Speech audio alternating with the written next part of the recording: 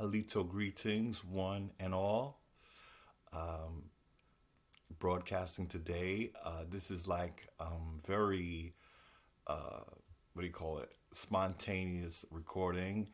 Um, in my last video, all of my videos are somewhat related, and so you'll always hear me talking about in my last video, because I just want to establish that, it is a continuity and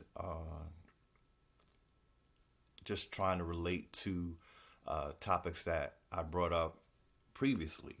So, this is just a spot video where what it is I know I needed to be doing a video, and I want to do something. Like I don't think this is it, but I feel like it's getting where now, I had one topic that I want to discuss, and that would be the video that I still have not really uh, done. And the name of that video is Vindicating the White Race. And in my last video, I spoke about why that has been on my heart to do, what I'm learning about history that's not really spoken of. And basically, again, it's like I'm giving this big preview, and this is, it's really not that complicated. I have two clips. Again, I spoke about this, and the two clips are a brother and a sister. Uh, they happen to be of the Islamic faith, and what I'm coming to realize is that in order to get a full picture of a a system that is basically a system that they are offshoots of the same root. So when we speak of Islam, or when we speak of Judaism, or when we speak of Christianity, what we have to be clear about is that there's a relationship. And for me, what has occurred is that I realize I've had to somewhat look at all three of them to get a more full view of what's going on here. How are these related? Why are they separated? How do you have the same characters like an Abraham, and yet you disagree to the point of it's this like centuries legendary not getting along? And that's a red flag for me. We take it for granted that this is just the way it is. No, it shouldn't be. If there are three religions that basically share the same root, and the example they give us of God is you don't get along, we have a big problem. We have a huge problem, because you represent the three major religions of the world. If you're not getting it together and you're making it almost like it's a given, it's just this like there's no way we're ever going to come together, then you're not giving us the shining example of brotherhood. And I'm very, very lately, I had a long conversation with a very dear friend of mine. I mentioned him before. I'll just say my friend Jerome. I'm not going to say his last name, but I just want to give him credit because, when you have a friend that you can sound out stuff with, and, they're open to hearing, it really helps, and so I just want to give that shout out to someone who I've come to cherish the friendship, and we all have that, kind of friendship, Um, so, I'm kind of on fire because we had a very long conversation.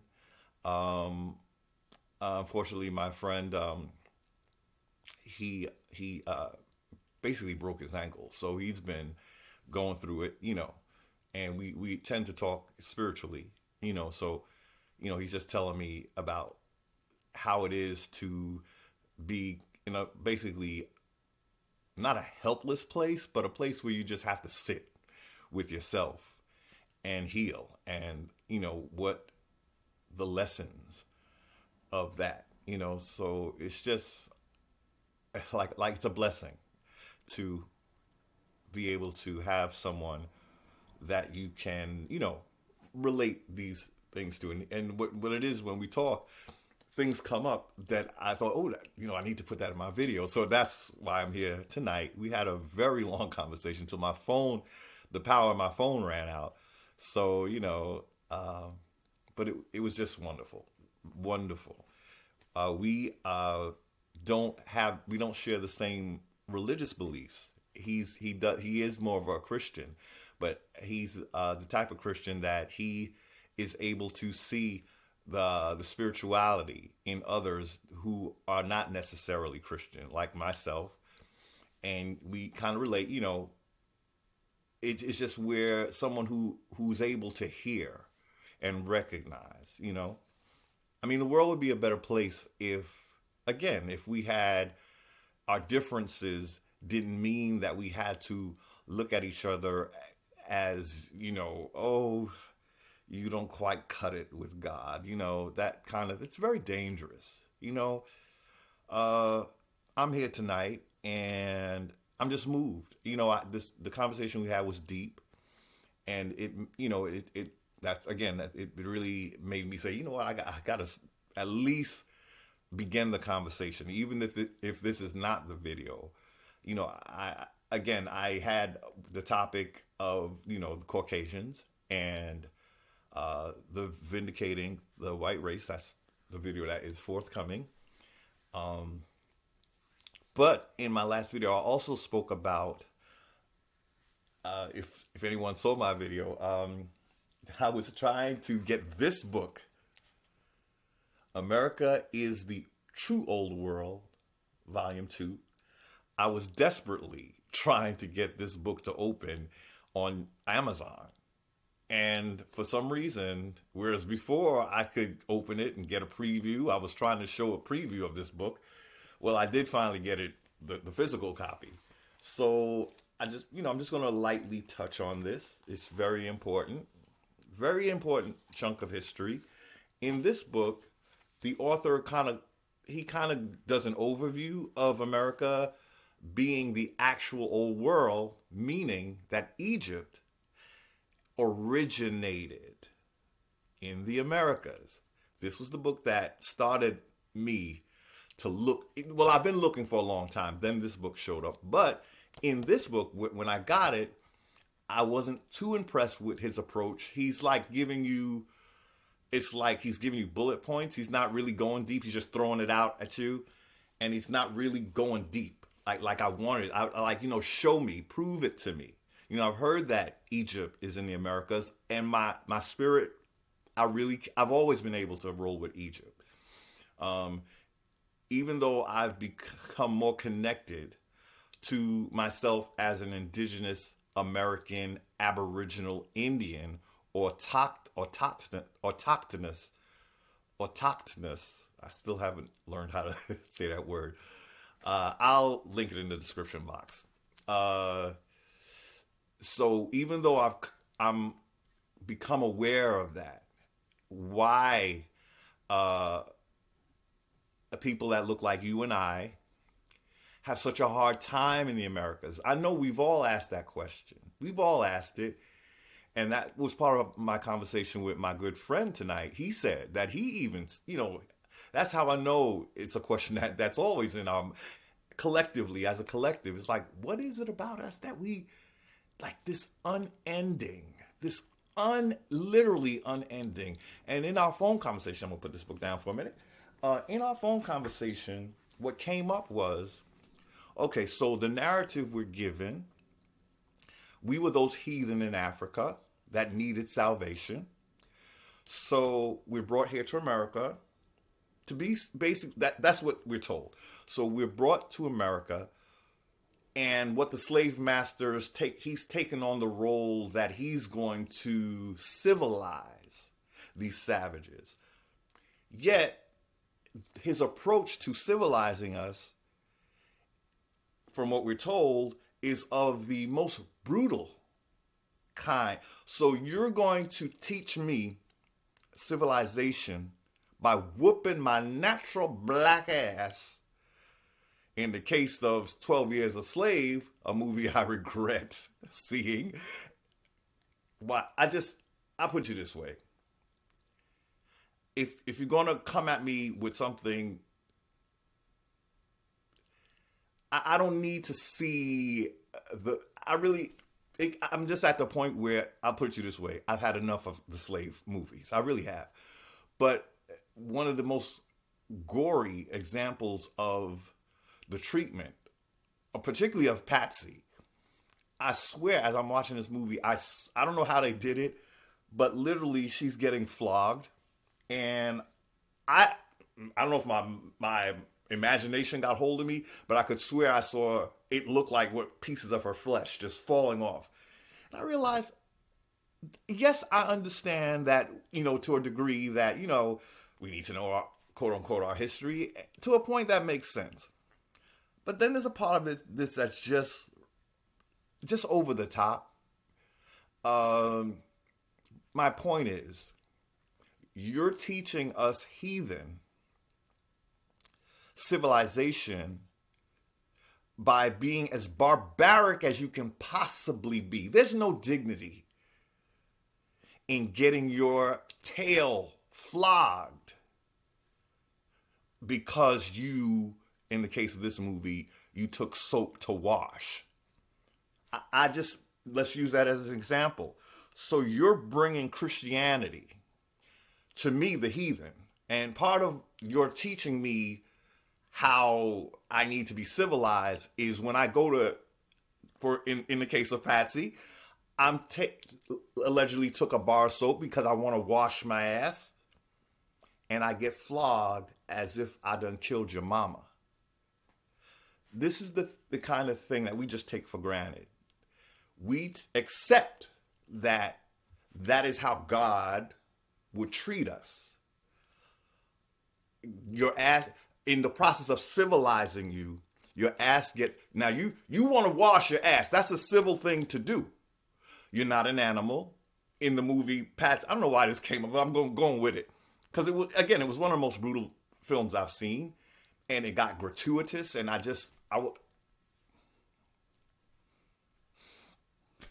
and so, again, you're bringing me God and brotherly love, but more importantly, civilization, because that was the big thing. We were the heathen.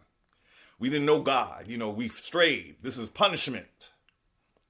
Washing your ass, stealing soap to wash your ass, that gets you a lashing that nearly kills you.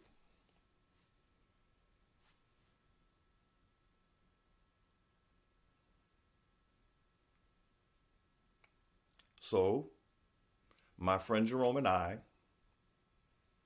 we both almost like synonymously or, each of us were able to say that at some point in our growing and in our development, it's like the question is, what is it about us that warrants that? Now, you allegedly, again, and keep saying it, you're bringing me here to civilize me and bring me God. Teach me, the way of Jesus. Yet you get away with being the most brutal, doing the most for frivolous things. Like, you would think that, again, going with that scene, you're gonna whoop my tail like that. I would hope it would be that I stole something from you. Okay, we can go with that. Thou shalt not steal. I'm going to whoop your ass if you steal. That kind of makes sense. Taking a bar of soap to wash, that, why couldn't that be seen as that's part, yeah, we civilizing you, you want to wash, okay, I'll let that one slide. Next time, just ask me for a bar of soap. We witnessing a woman get beat by a man, and this is cool for taking a bar of soap. I don't know why that came up, but again, what would warrant a people being treated like that? If you're going to punish them, make sure it's something at least within the doctrine of the religion. You know, a bar of soap is not like stealing money. A bar of soap is not like even stealing food off the master's table. For a long time, I've had a problem with the idea that this is how you teach a people about God. Just being brutal. Totally, completely brutal. And the thing is, some people say, well, that wasn't true. None of that is true. That's not how it was. Some people do believe that. I don't even know anymore. But I do know that this is what's being promoted for us to accept. The slave hand that you need to pick your cotton and your tobacco, and you beating them to they're not even fit to work after you beat them. Well, her back is, I'm just going with what that movie was showing. It was horrible. It was horrible. So to get off that subject, I'm going, it's not a pleasant one.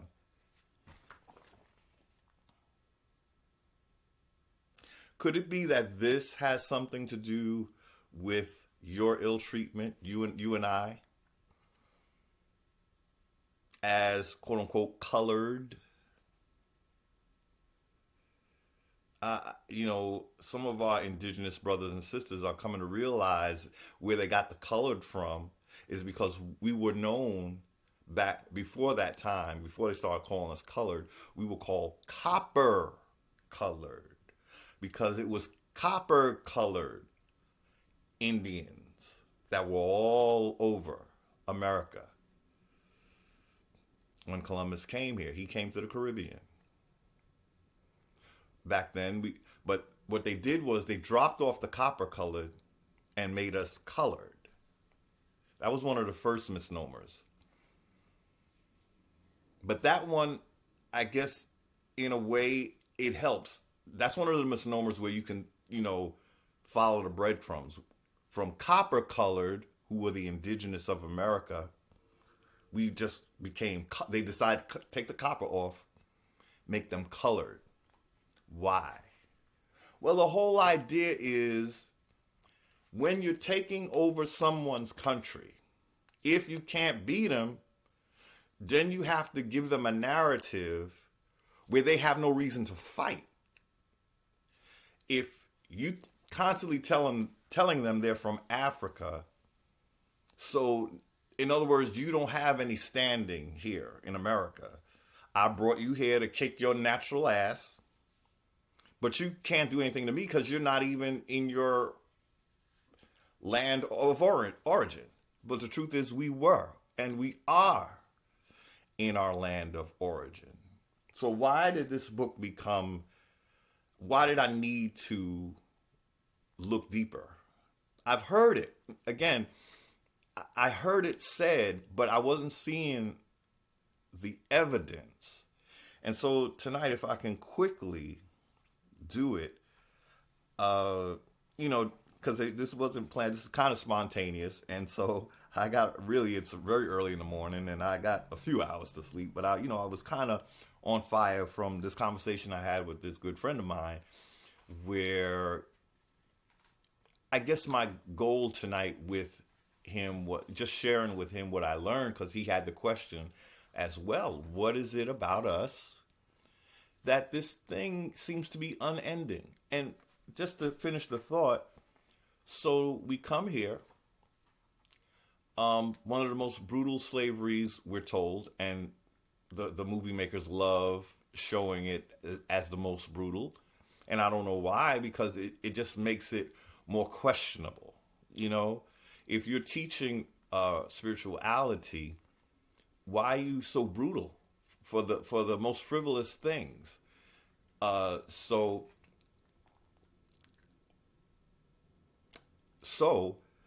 we come here. Whatever we believed in before, that was no good.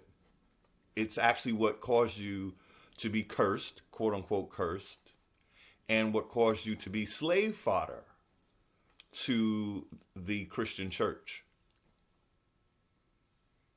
So what my friend and I had discussed was, well, that time has long since passed. Most of us don't have really no reverence for anything that we taught of as being our indigenous traditions. You show somebody an Egyptian deity, and they fit to tell you that that's demonic. Now, this is something that came out of our culture.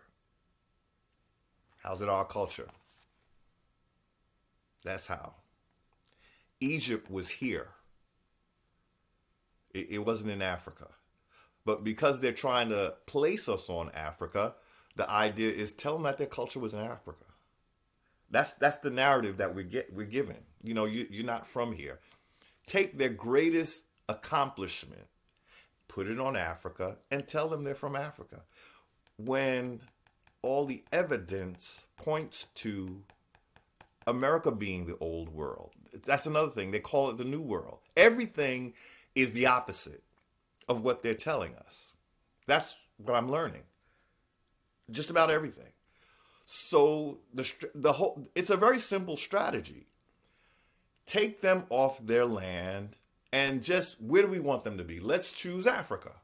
Okay, you're African. So take everything that was in America, now say that it was in Africa.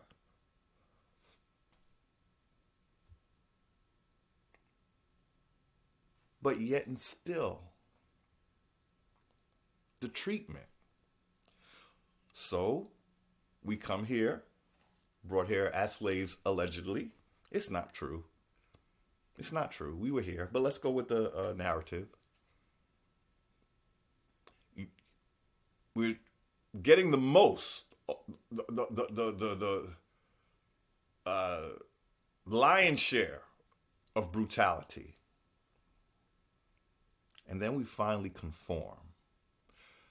Most of us, again, we have no clue as to what our traditions were, our indigenous and original traditions. But all we know is demonic.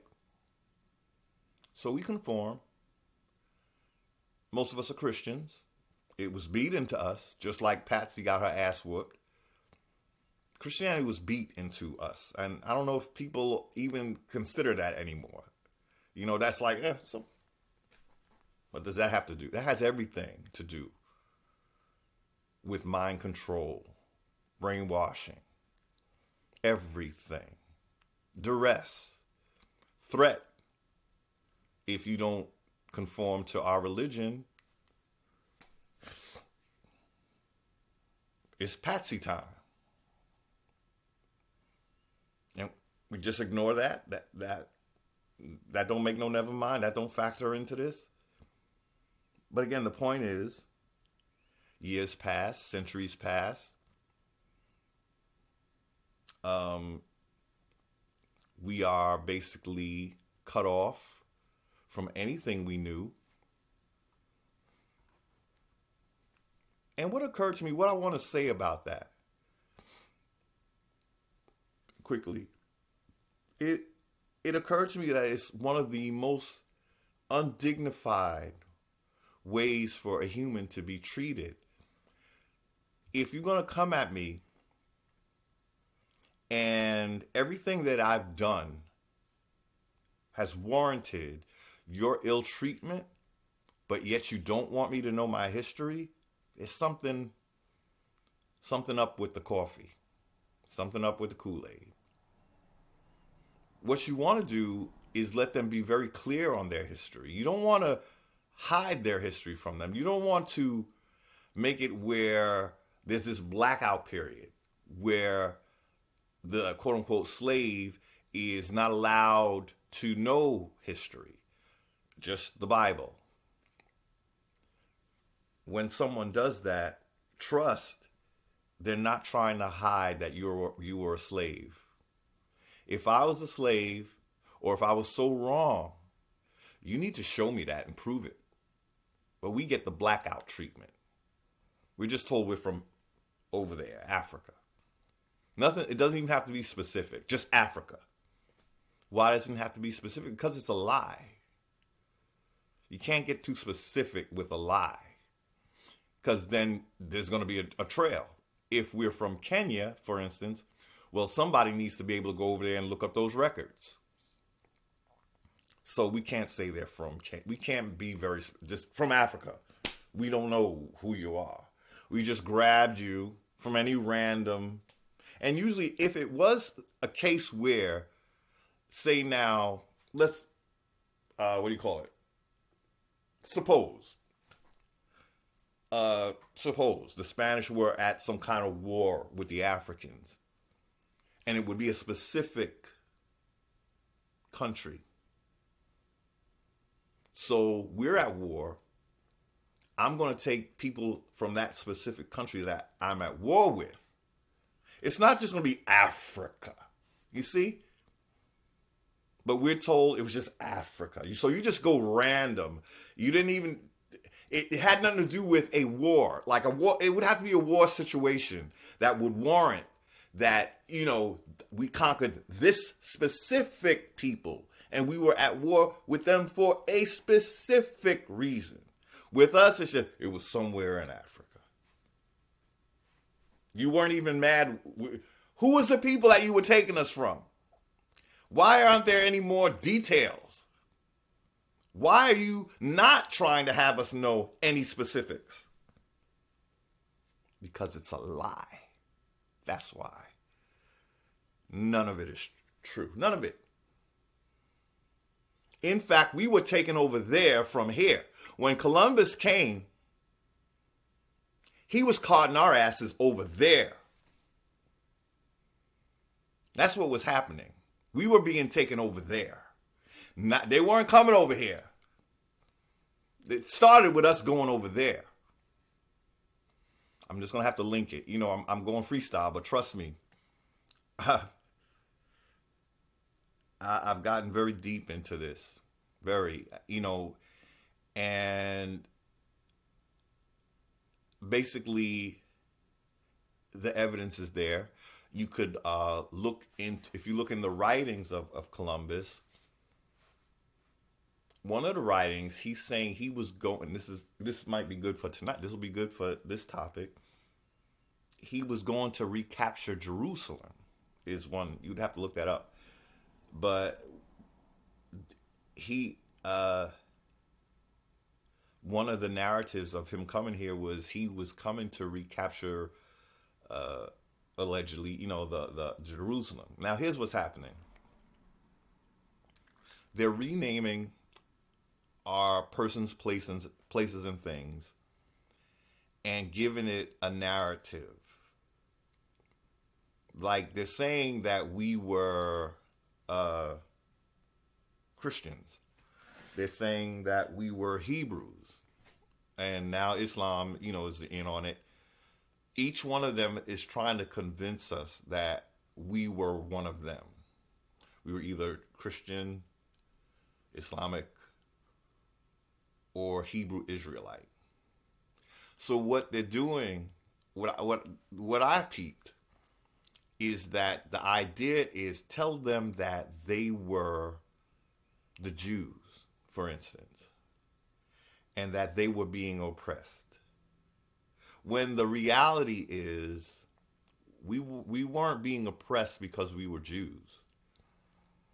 We were being oppressed because we were not trying to be Jews. That wasn't our first. What we have to, I think, come to grips with, if we're really going to be real with history, is know who you were in history. You know, it's said that if you don't know where you're from, you don't know where you're going.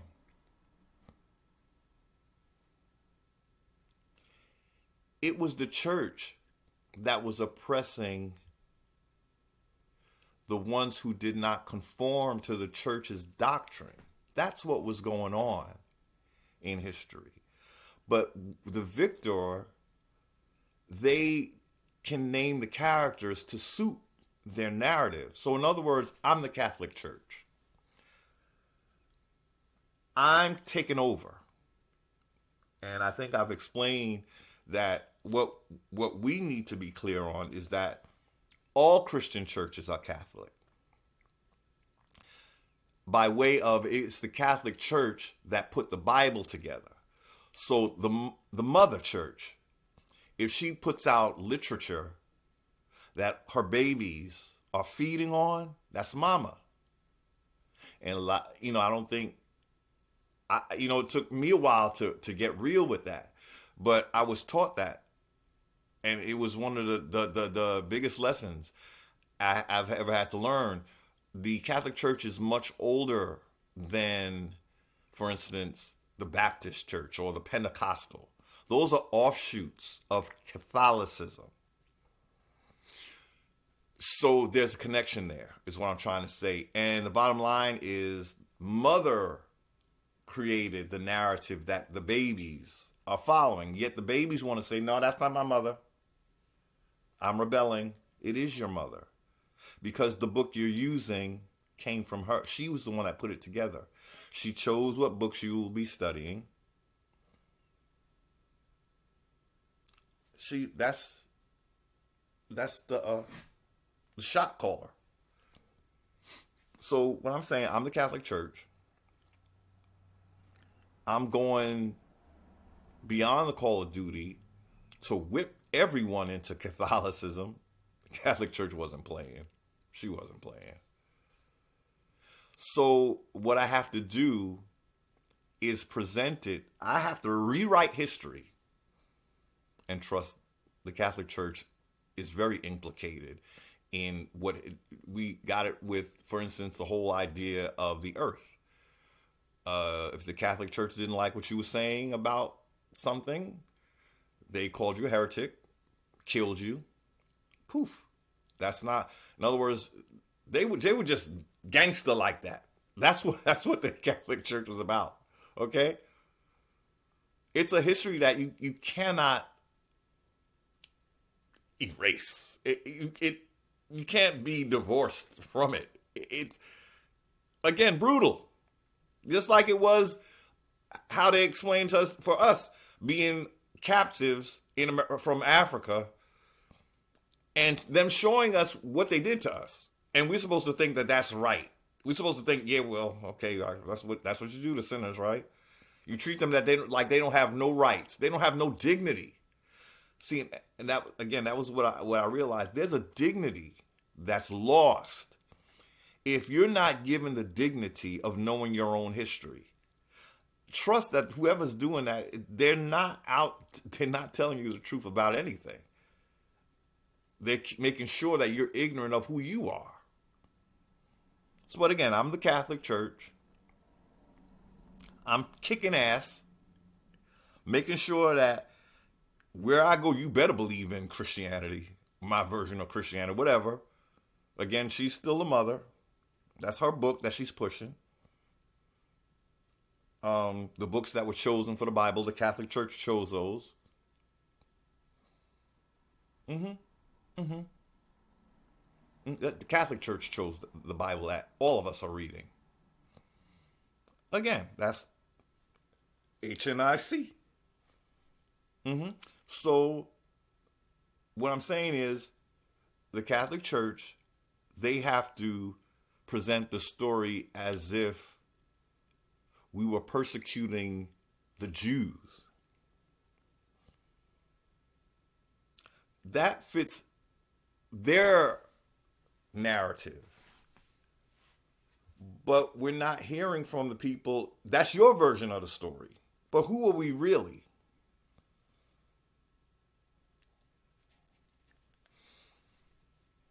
Who are we really?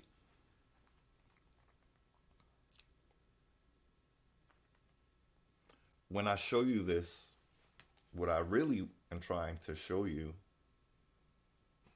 and a lot of people don't want to accept that. Okay. At chapter 5, if you could read that. Chapter 5. Well, he has it 12 reasons why America. What? See, I can't see when I'm showing the screen. I can't read it. 12 reasons why ancient Egypt was in the Americas. That's why I'm showing you this. And I need to say it and not just show you it. America is a true old world. Those stories in the Bible took place in America. But the characters were changed to suit the church's narrative. They weren't persecuting Jews. Just like today,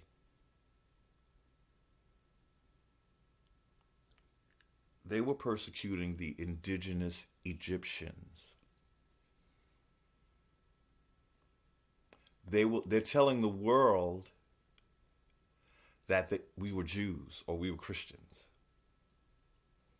Well, Jews, because, they're Christians, the Catholic Church. So part of erasing our history is telling us that we were something that we were not.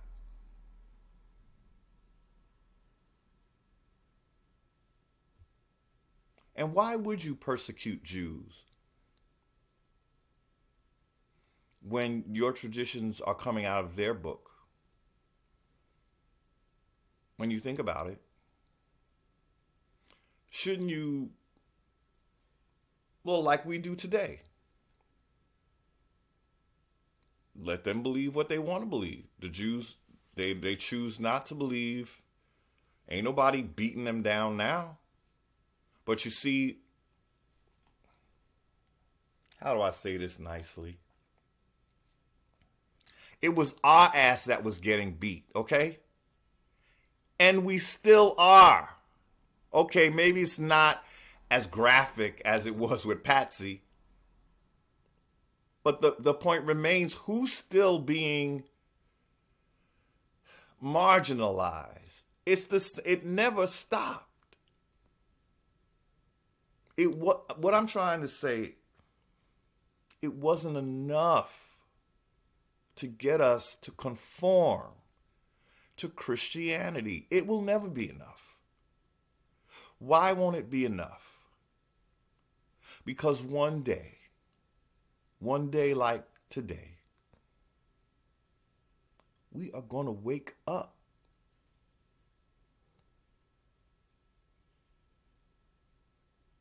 When we wake up,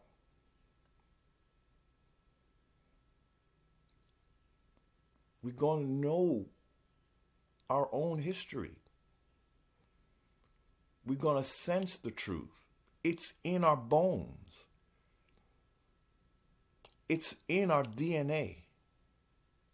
And I've never understood the truth of that statement. I thought, how can it be in our DNA? That can't be right.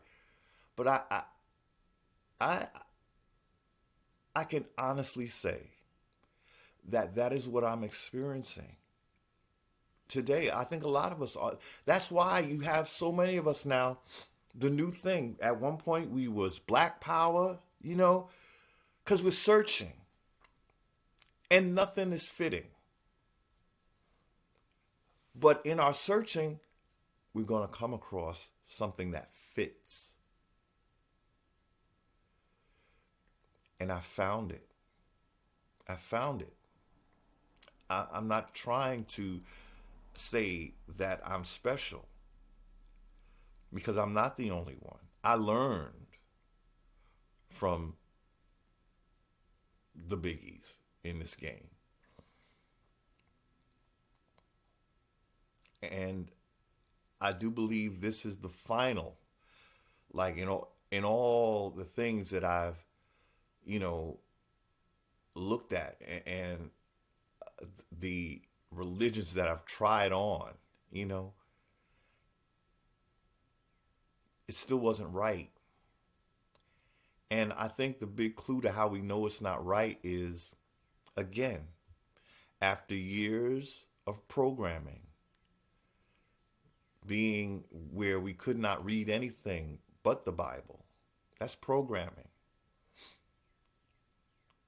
Because they had to beat that in our head, because that the Bible was the justification. It was providing the justification for the brutality. So we're giving a doctrine that says we are born sinners. We're not born sinners. A lot of people, they don't want to hear that. And that's sad. It's really sad. It's just a human dignity thing. A baby can't be held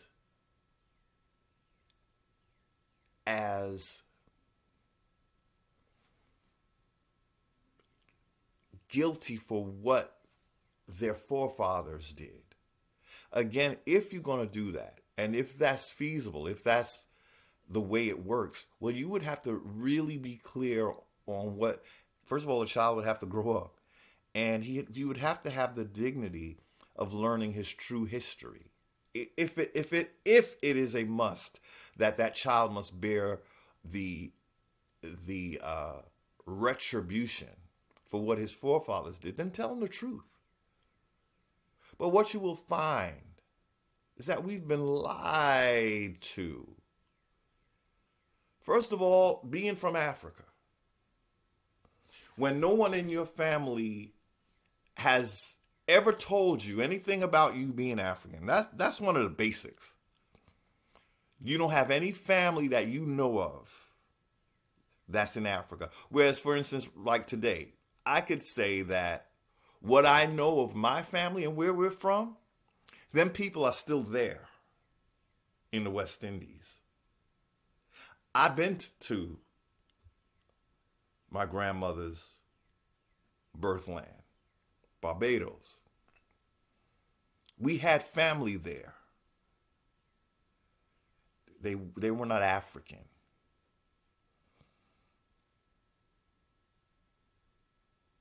And again, a point that I was trying to make, and it's very kind of a difficult point to make, because what we as a people don't understand is that what we're being asked to do is to discard centuries.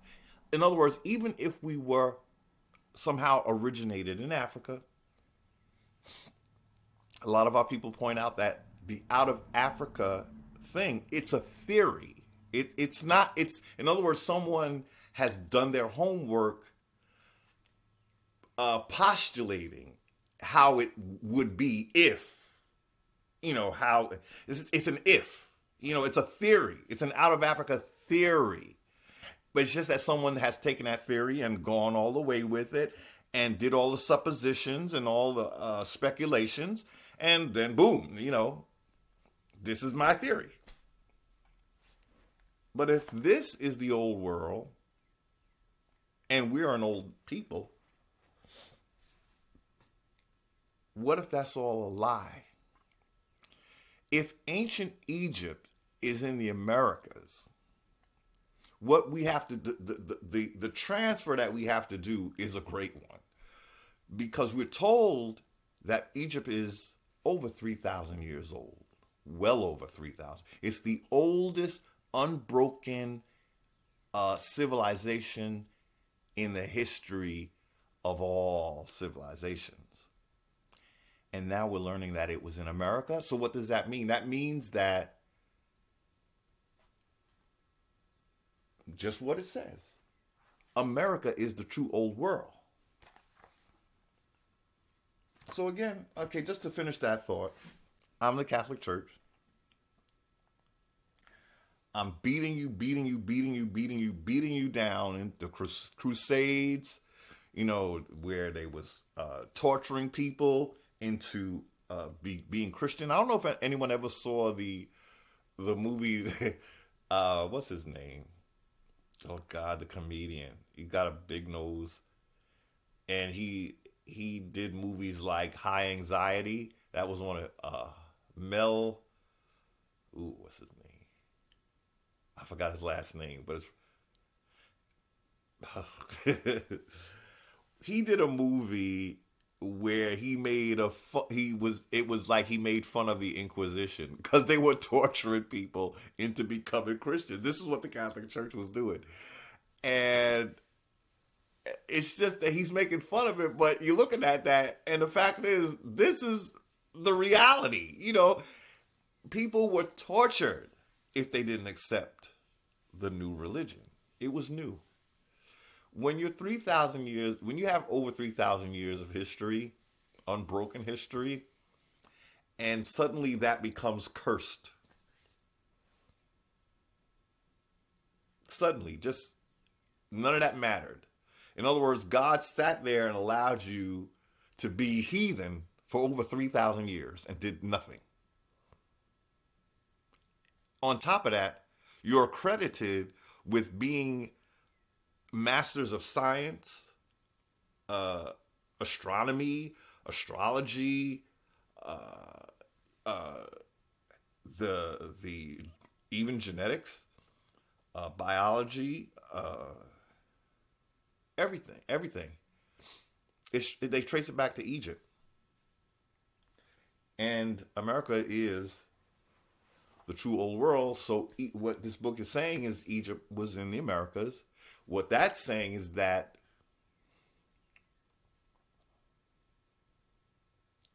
that's us. Those people were our people right here in the Americas. They are the establishment. Their mission is to get us off of this land so we never connect ourselves to the first great civilization that most of the world knows. And despite the fact that they're trying to demonize that civilization, everything that we know, everything we learned from that civilization. So then the thing is, because they were the devil was teaching them all of that stuff. The devil was whispering in their ear about the arts and the sciences and how to build great things and how to bury their dead and how to, all that was from the devil. A whole legacy demonized.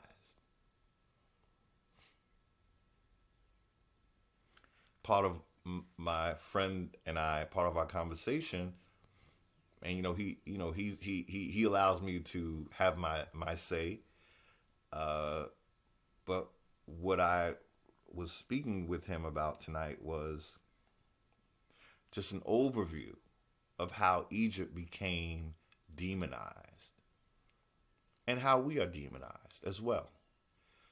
You demonize the land, you demonize the people, but then you don't tell them that that's their history. So, in a nutshell, we have Abraham of Scripture.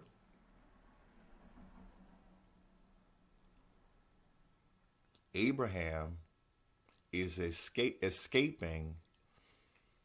His place of origin was Ur of Chaldees in Mesopotamia.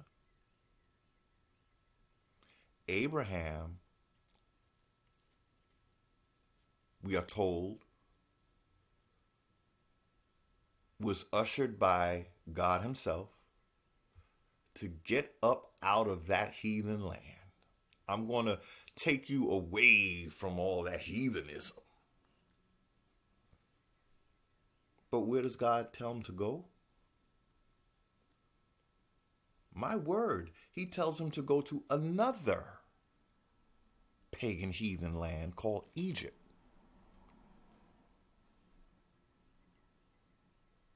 My red flags were waving all over the place when I sat with that. Charity begins at home. Everything begins at home. You clean your own house before you go to clean up somebody else's. This is my mother speaking. My mother always talked about common sense. And I didn't know what she was talking about.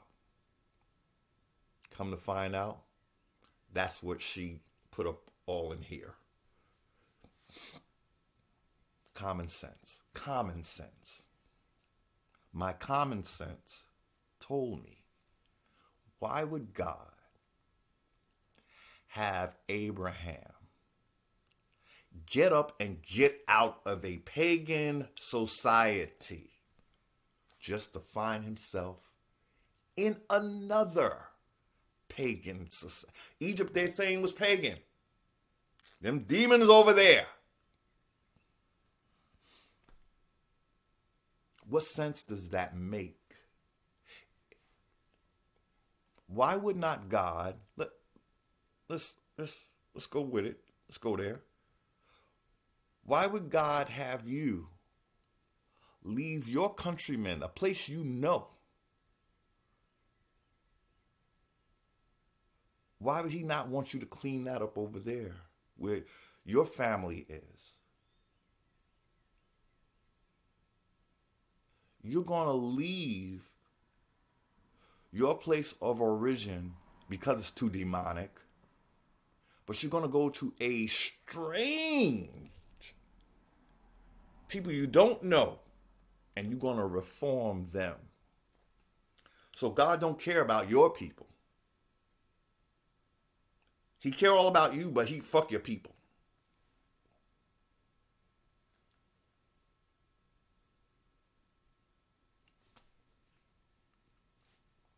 That's a red flag. Sorry. So at the gate, this story is already suspect.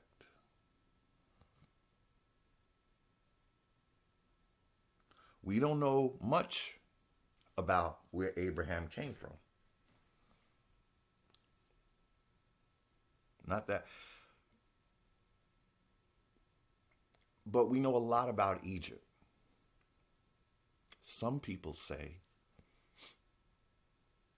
well, that's how somebody who's trying to take your legacy, they have to go with the reality of you to make them real.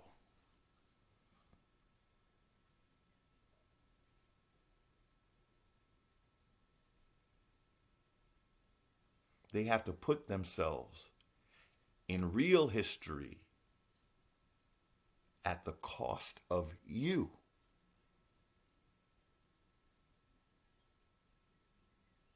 So, another thing,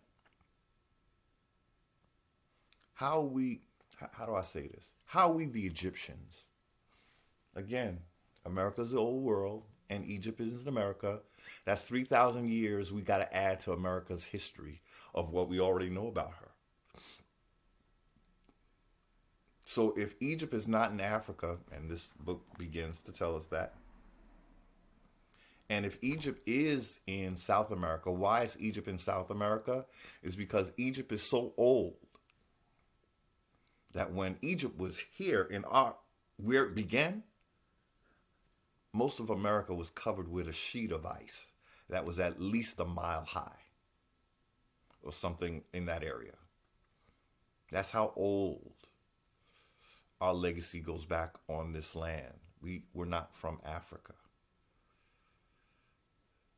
The Egypt in Africa is younger than the Egypt in America. The biggest pyramid, Cholula, is in America.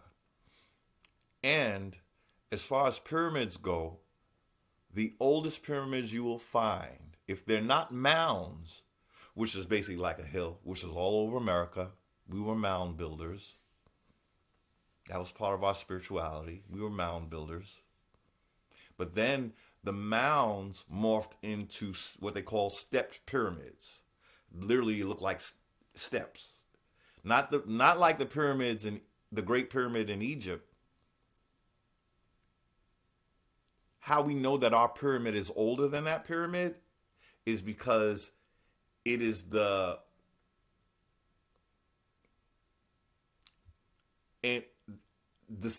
at that stage they were only building stepped pyramids. So the pyramid in Mexico is older than the pyramids at Giza. So right there, that tells us that those pyramids in Egypt are young compared to Cholula. And what I learned, the biggest pyramid in the Americas and in the world, this is where I lose a lot of my indigenous brothers and sisters, but oh well. Sometimes the walk that we walk,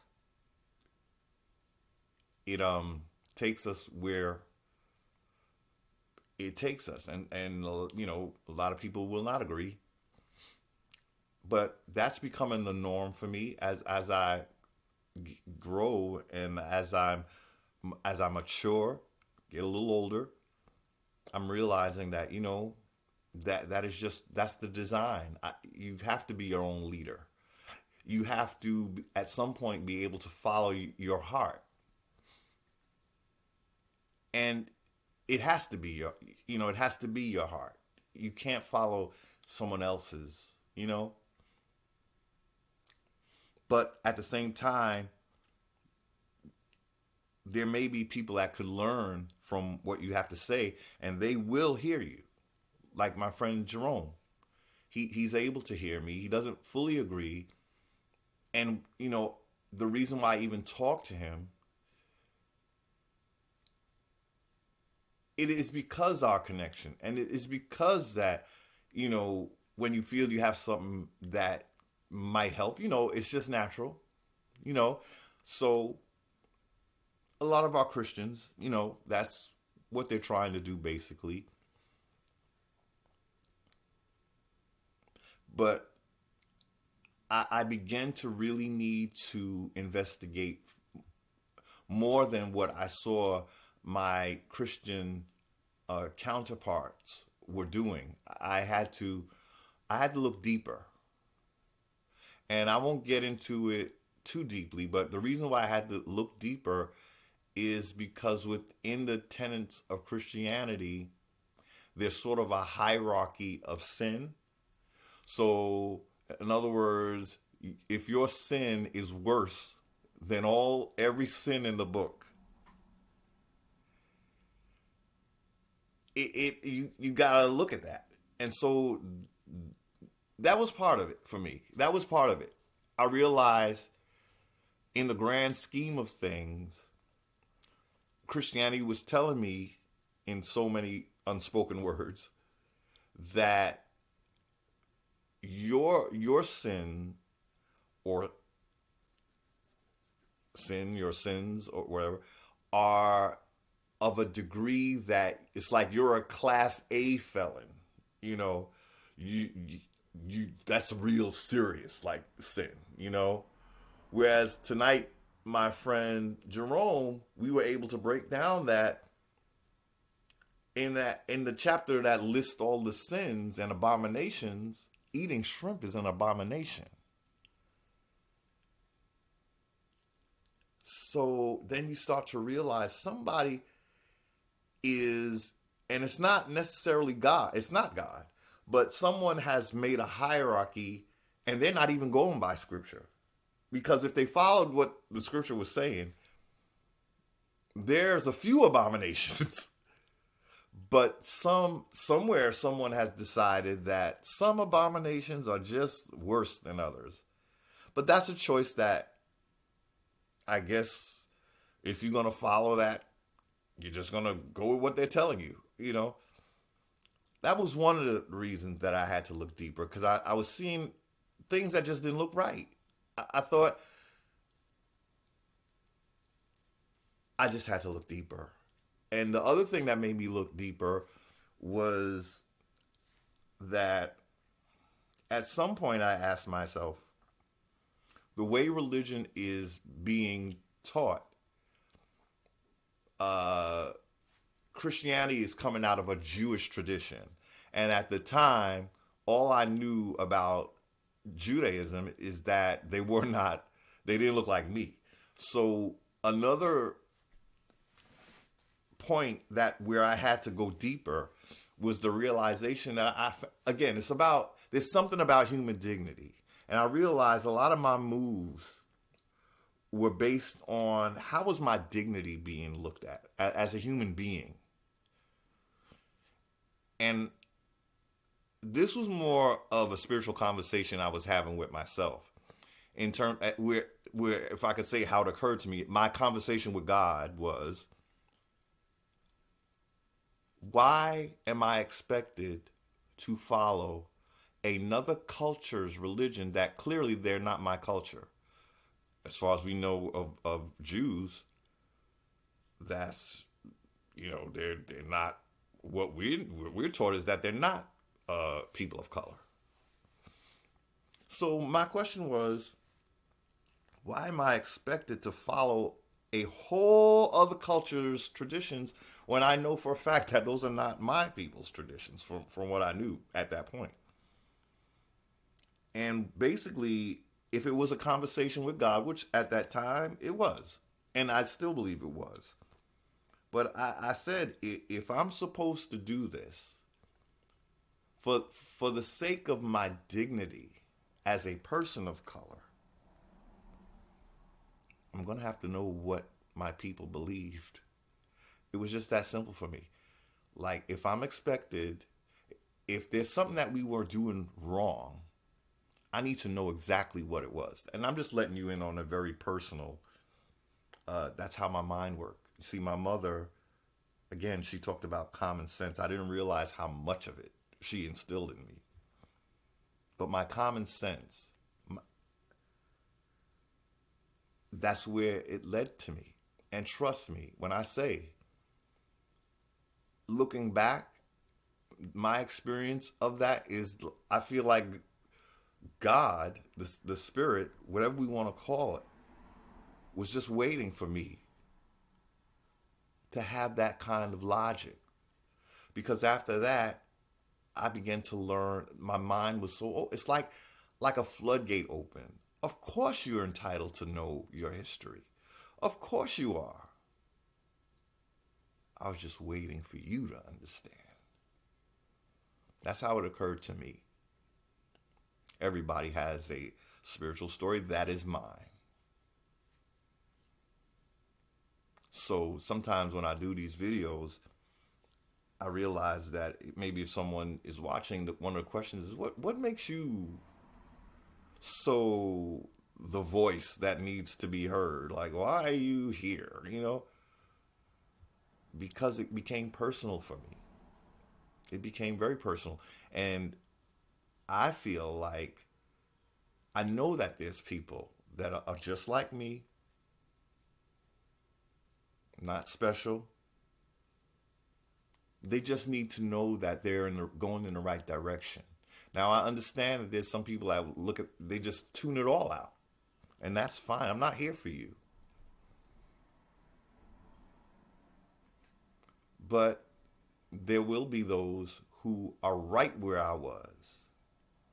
That has been really what has helped me make all the major decisions in my life about who I am, about my lifestyle, how I'm going to live. It was something that had to do with As strange or as unbelievable as it is, I always felt like I'm not the only one. I just have to be strong enough to help or to be a voice for those like me who are questioning, told that they are the worst thing, the worst sinner on earth. Knowing that something is wrong with that whole thought process. So for me, I feel like, and it's still happening. I feel like what it was is it was becoming a spiritual adult and making decisions on scripture based on what I was reading, not what someone was telling me. And tonight, as part of the conversation with my good friend Jerome, the Jacob and Esau story, we got to talk about that, and me and him, we've talked about that a lot. And he, again, he's very good with hearing, and he and he just said, I really need to look at that story because I know you've always, talking about that story. And I recounted to him why that story was so close to my heart.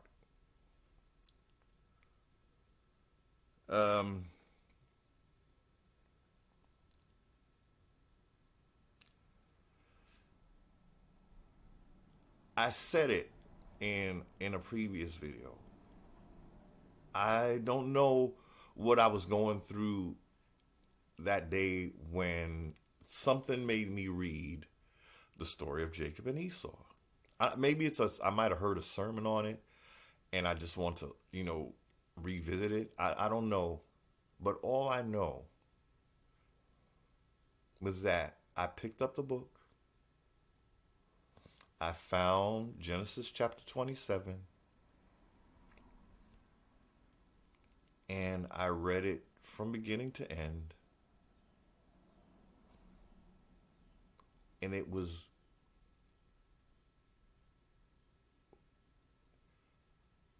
I had a very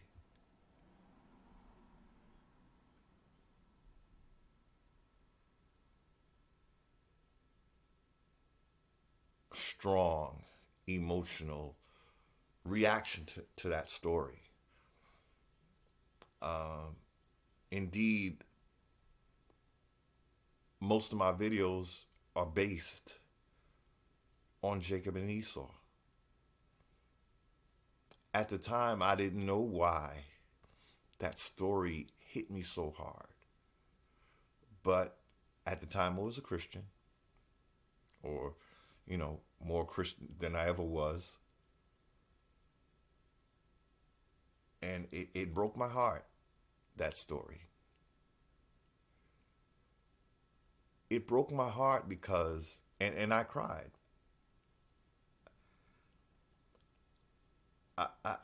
I couldn't conceive of what made Esau hated by God. I could not see it. Every fiber in my body told me something is wrong. This story, it's a pivotal story. And if you look at that story, what was striking for me was that it's basically telling us that the main character is a deceiver, but he gets a pass. And I couldn't comprehend what deity would side with a deceiver, but worse than a deceiver, a supplanter. He just took a whole legacy that was not given to him. And here we go. We're gonna go there again, but I realized it's at the heart of my beginning beginnings of learning the Jacob and Esau story. And I realized that is the story that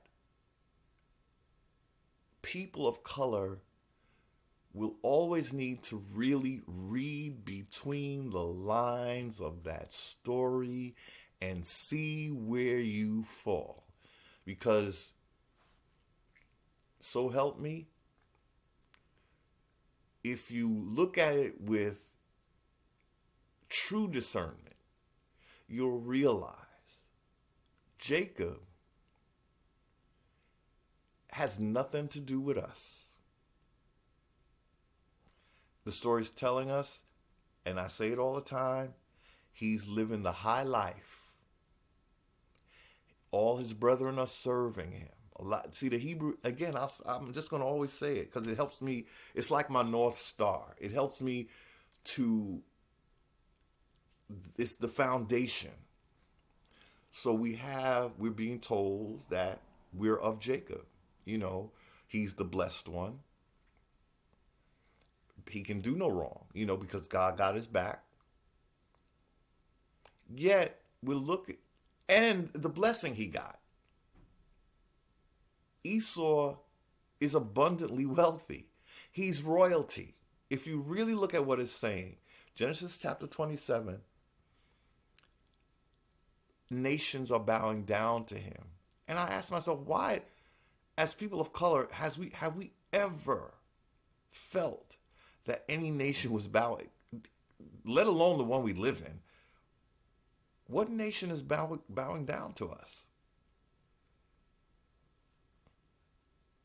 That legacy is not ours. But I do believe, as the story indicates, it was taken from us. That I do believe. That's what the story is saying. He took this legacy from his older brother in that story. But the job of a supplanter is to make you think that you're him and he's you. You're one and the same. But by the end of that story, like I say in my very first videos, by the end of that story, Isaac tells Esau. Now, everybody, any church you go to, any sermon you hear, they're going to always say that Esau is still cursed. They're going to say that he's rebelling against God. But when you read what Isaac says to him, a whole new door opens. Why is Isaac telling Esau that he's going to break the yoke? Genesis chapters 27-40. Why is Isaac the true, according to that story, patriarch, the real patriarch, not Sarah who's doing all this side conversation with God, but the real patriarch, the chosen patriarch, is telling Esau when he grows restless of the yoke of slavery that Jacob has on his neck. Jacob is a slave master. Much like the ones that we're told about during colonization. The same Jacob that was kicking our quote-unquote black asses. He's a slave master. Takes your legacy, and because he knows it's your legacy, you get the worst treatment than anybody. Tell me that don't make sense to a lot of people out there. What else is this?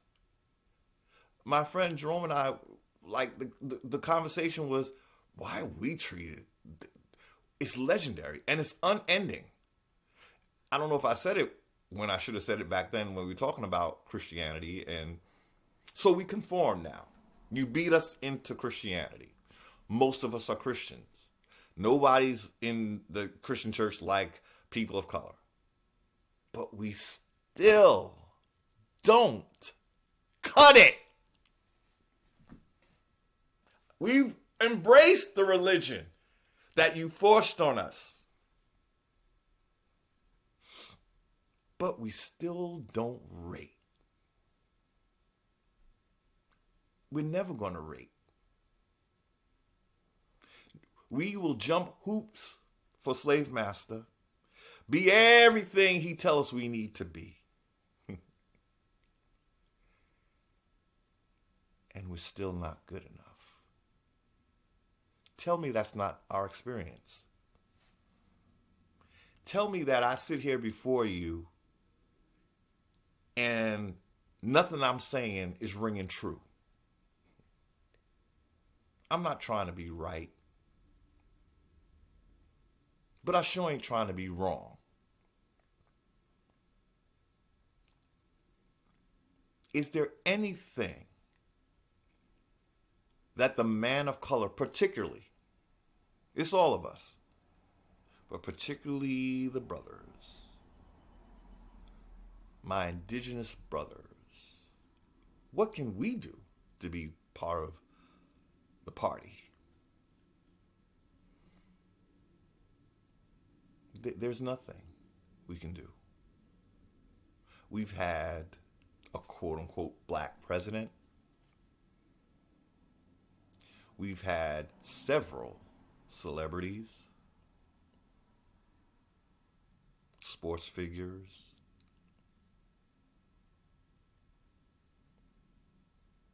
doing everything we're supposed to be doing to show who we are. And to this day, when we turn on that TV, what are we seeing? George Floyd. When you grow restless of the yoke of slavery and oppression, what are you going to do? What does your scripture say? And trust me, it's the only scripture that I can fully accept. Not because I'm a Christian. Because anyone can celebrate when something sounds right, when something is right. Now we are turning on our TVs, and all we're hearing besides George Floyd is doom, gloom, and more doom and more gloom. A lot of people are not even watching the news anymore. I'm starting to feel that now. I've heard people say, I think in this past month, 2 or 3, why should we? Why? It's just depressing. You're showing me a brother being killed, whatever, assaulted, whatever, and then nothing is done, and I'm supposed to want to tune in for this. This just makes my day. No, it doesn't. In fact, I don't want to see your news because my common sense had to kick in and tell me, you know what? I believe there's more to life than what this damn news is showing me. I'm not going to let you tell me how to think that in terms of all this negativity. I know that that's not the average situation going on out there. You cherry picking, sensationalizing, and then you celebrate how justice is not being served. I'm not here for that. Not here for it. So, again,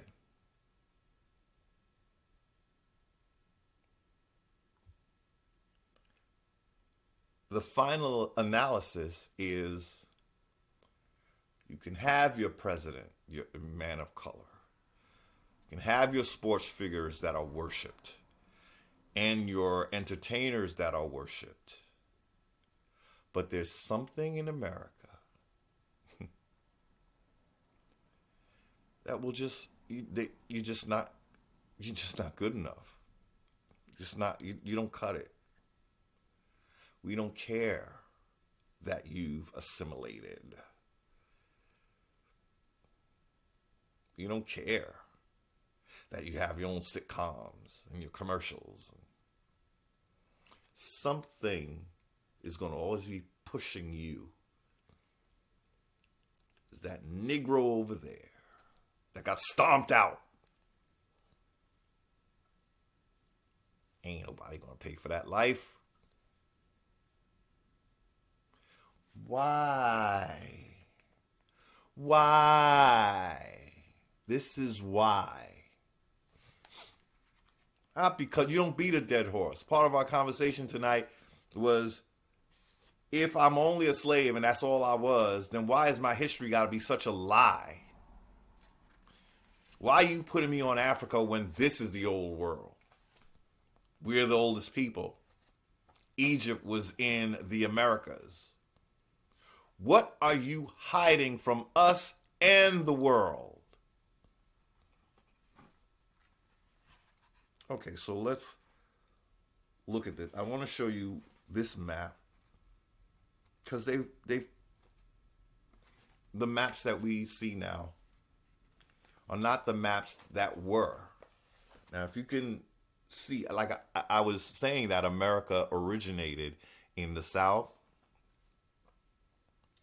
This is a map from 1531, or Orontius finds map of North America as Asia. Now, I didn't that.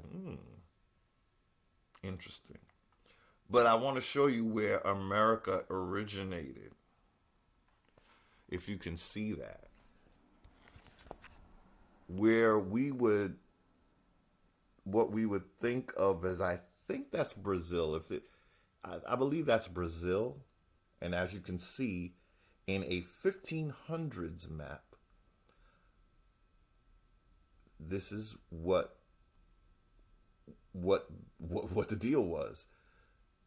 North America didn't start as America, but as our culture moved, we transferred the whole continent because our main land base was in South America because there was a sheet of ice. That's how long we've been here. So please just look at that map, and you can see what if you're saying, what am I looking at? Just look for Florida, and that will sort of tell you where we are, because Florida apparently had its name for a long time. So you can begin to see that that's the southern part of America. I believe that this would be California, I think, if I'm correct. Or is that Florida? Actually, sorry, no, that's Florida, actually. I'm sorry, that is Florida. Pardon. That's Florida. So California would be somewhere over here. But it's not on here, but that's Florida. So if you go down, what is called that America was first, it was in where Brazil was. I believe that's Brazil, right? Yeah, because this would be Mexico, the Gulf of Mexico, and that would be where South America or Brazil would be. This is a map before the maps that we see today. History was changed to make America. It was changed so that we never know that we are direct. There wasn't our cousins. See, what was said for a while was that Egypt was our cousins because they was in Africa. But Egypt, the original Egypt, wasn't in Africa. The oldest pyramids are here. The biggest pyramid in the world is in Mexico. Our culture moved up from South America. And then we call the whole continent America.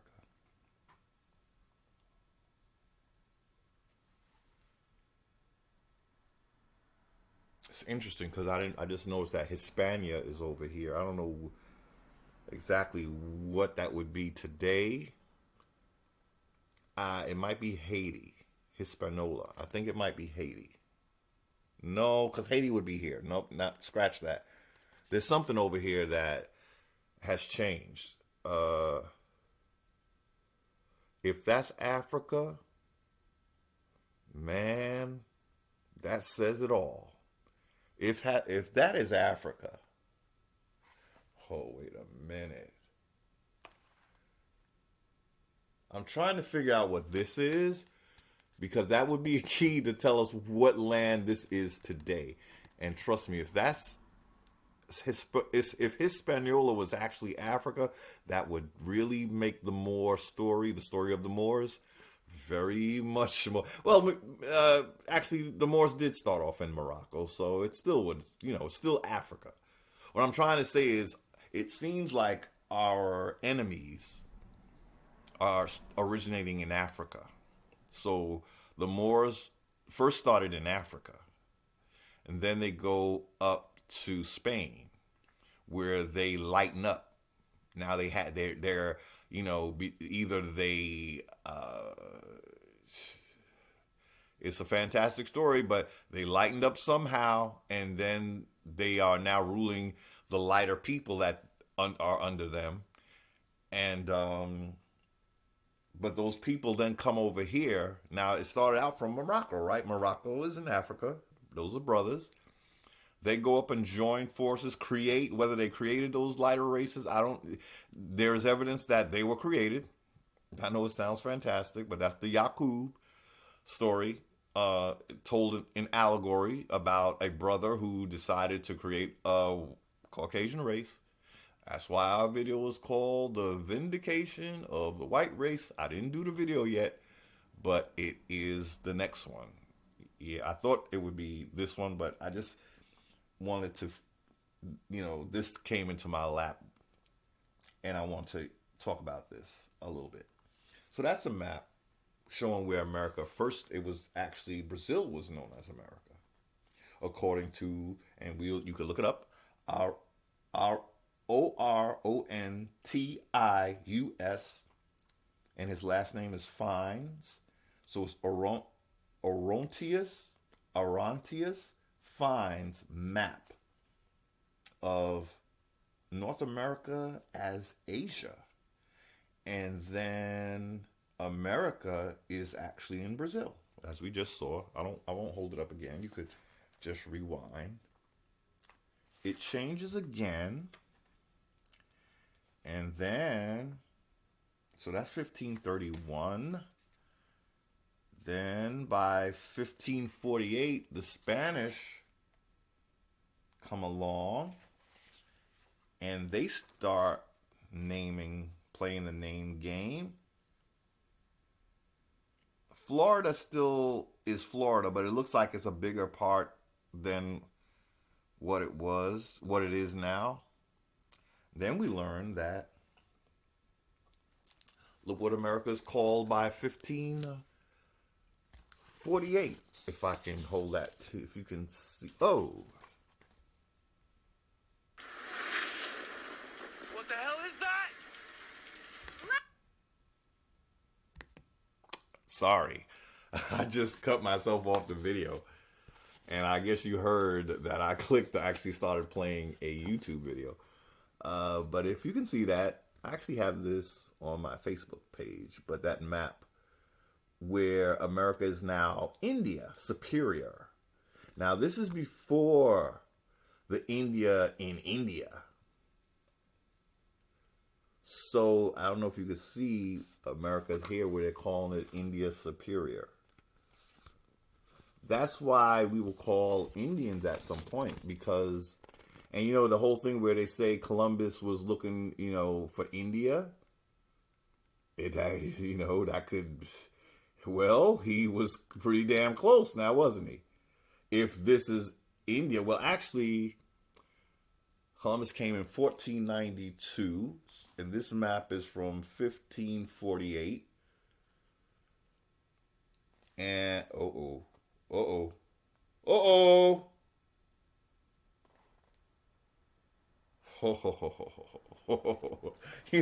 you get the book and you didn't notice things. I don't know if anyone heard the idea that north is south and south is north. Check out the compass. This is a compass. Let me see. This is an image of the original compass before the compass and the maps were flipped. Oh man.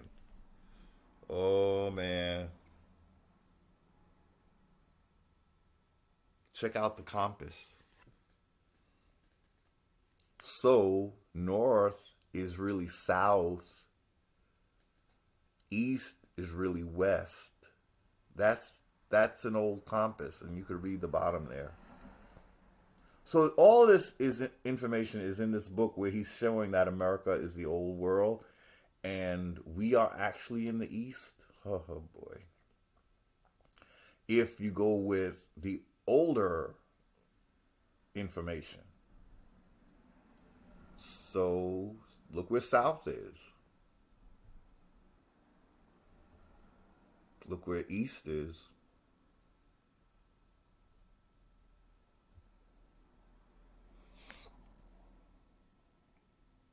So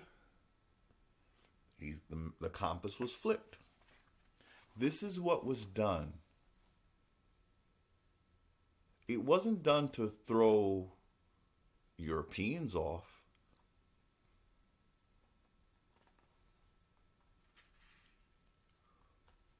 Who is the race that has their name changed every so often?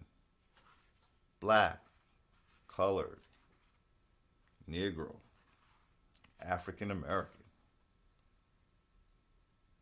Who is basically being the people that are being lied to the most in terms of where they're from and who they are. Africans know what country in Africa they're from. So I was telling my friend earlier that they're actually better off in terms of at least they know who they are. They know who they are. We're the only people on earth here in America that our identity is a toss-up. We're literally walking under the guise that we're just from Africa. No place specific, just Africa. Okay, give them a little more specific. You're from West Africa. You're from West Africa. So they have it, not only it can be obscure, but just don't let them think that they're from North Africa. They can be anywhere. So it's like we got the game is the parameters are there, you know? Like, we don't know exactly where you're from. That's a big mystery. But you're definitely not from North Africa. Forget that. So I was laughing because I was saying they don't want us to be associated, not even with the fake Egypt. Because that Egypt in Africa is the second Egypt. The first one, the one, and why our identity keeps getting flipped and flopped and all over the place. Of all people on earth, ain't nobody else on earth don't know who they are but us in America. And we really have to, in other words, you don't beat a dead horse. Why? What are you trying to keep us from knowing about who we are?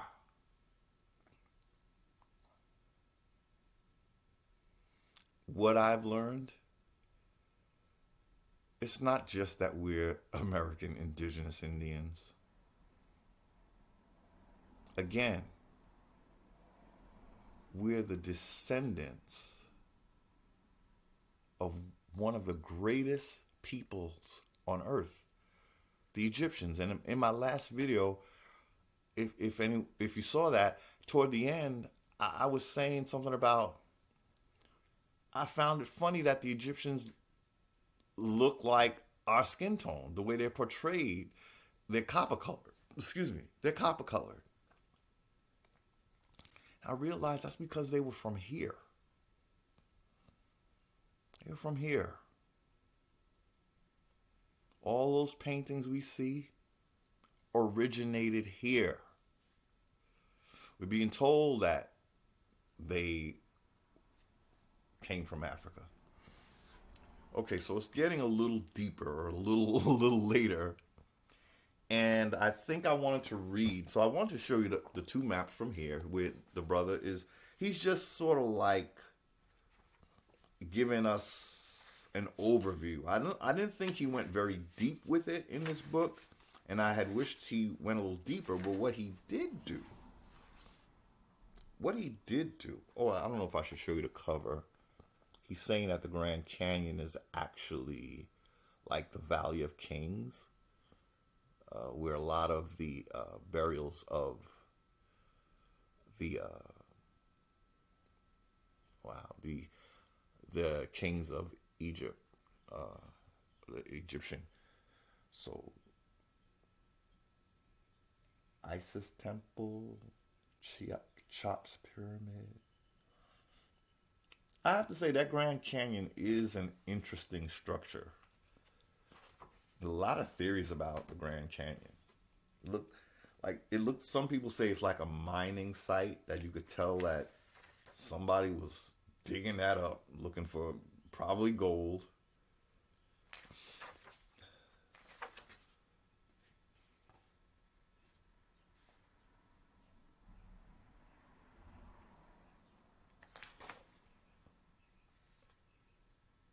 Oh boy. Oh boy. Ah. This is an Old Testament map of ancient America. Lower Egypt, Babylon. This is interesting. I didn't see this before.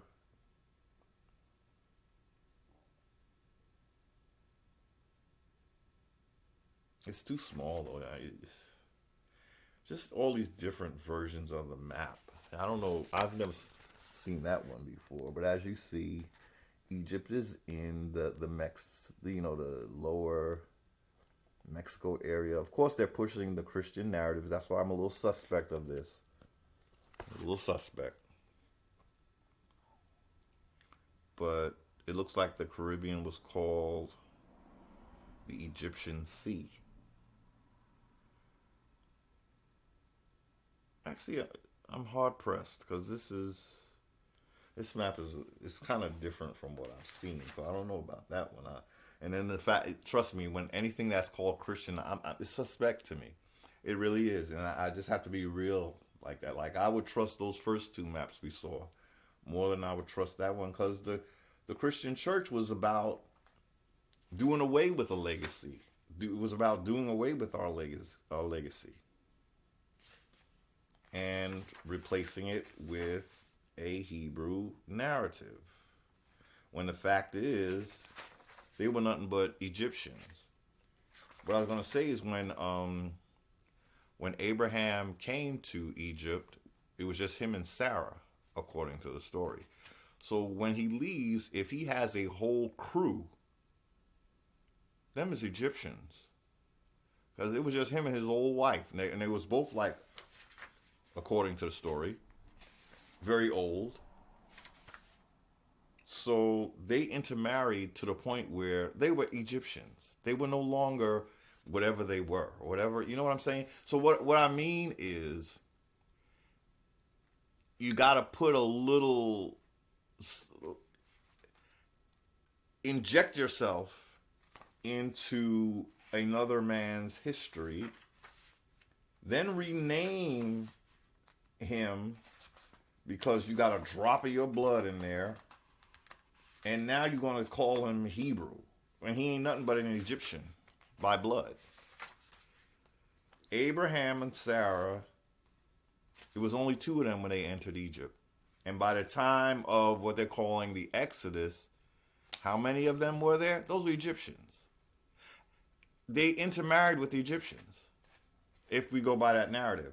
So what I'm saying is, it's just another way of saying that we were the Egyptians. We were not whatever they saying we were. That wasn't us. We were the Egyptians. And now we're finding out that Egypt was in America.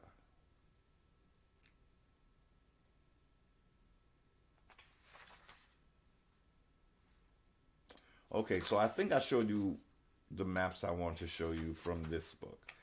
So what I was saying, what this book did do was it pointed me to this book. I'm booking you out again. But here is the definitive smoking gun information that will convince you beyond doubt that we most definitely, Egypt was in America. This is why we are treated the way we're treated. They don't want us to find that out. The whole system is geared to keeping us not knowing. And Africans, what I want to say is they've been far too quiet. Someone by now, we're here talking about reparations and all that, but someone from Africa should have been able to stand up and say, it's a lie. But no one is doing that. Wherever we were taken from, there should be a record. Like, in other words, say now we did come from Africa. Wouldn't there be a record that was so significant where it could be traced and they could say, yes, at this point, so and so back then, it is known fact that he sold whatever, and blah blah. There's nothing like that. Nothing like that. Ghana tried to do something, but it was nothing that had any proof of anything. It was just going with the narrative.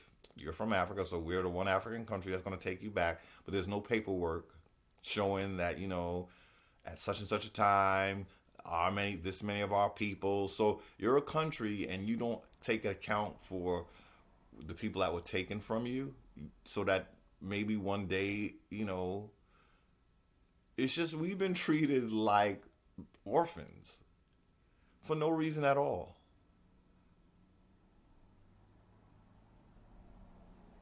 There should be records of exactly where we came from, but there's no such thing. All they know is that we're not North African, but we're somewhere in West Africa.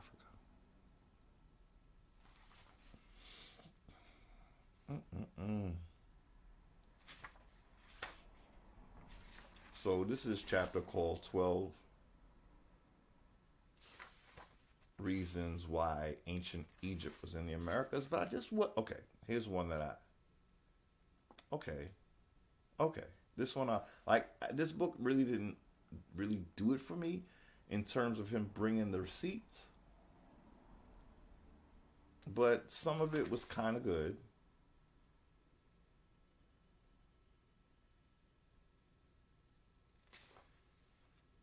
Some of it was actually very good.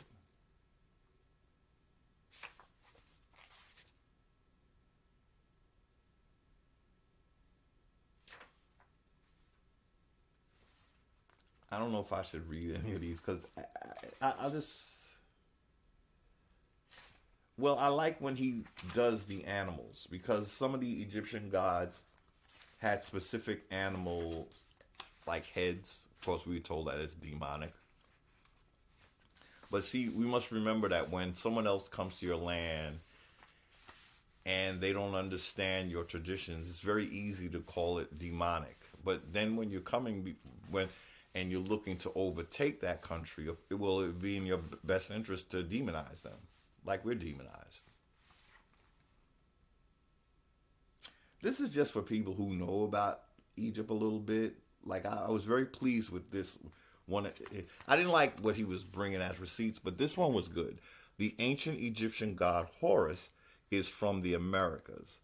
So there's a bird that one of the gods of Egypt has this particular bird's head. And he's saying the ancient Egyptian god Horus is from the Americas, because you can clearly see that Horus is patterned after the Aplomado falcon, which is native to the Americas. And Horus does look like, I know the god Horus, what he looks like.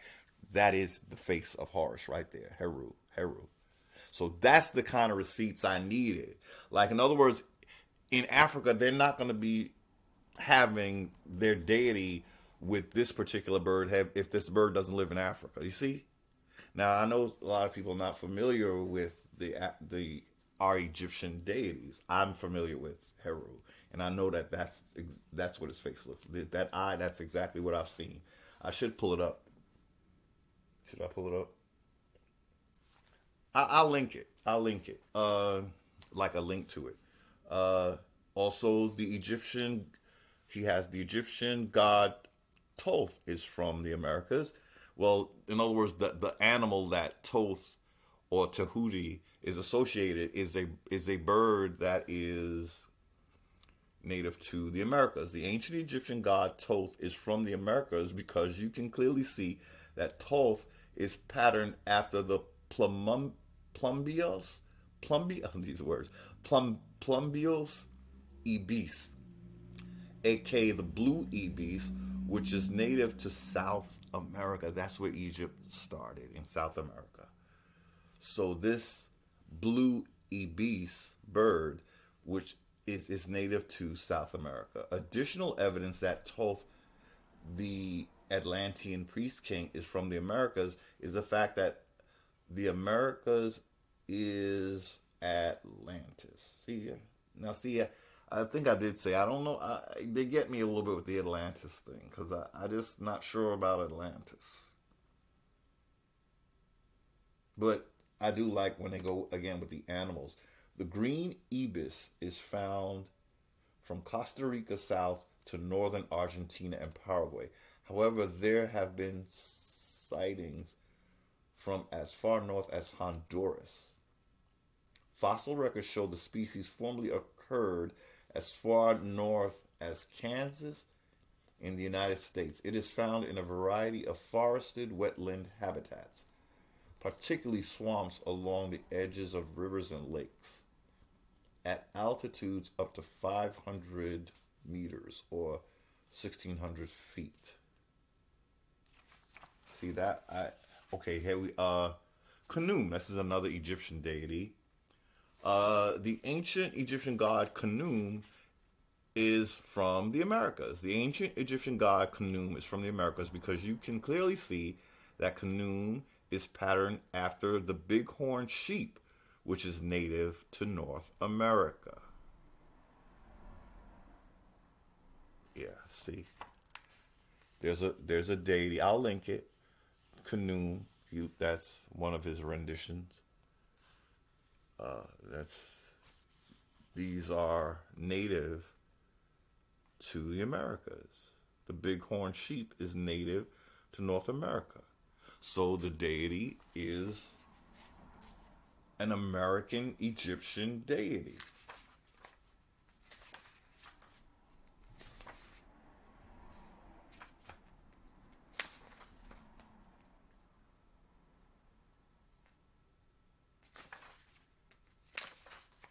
Okay, so I think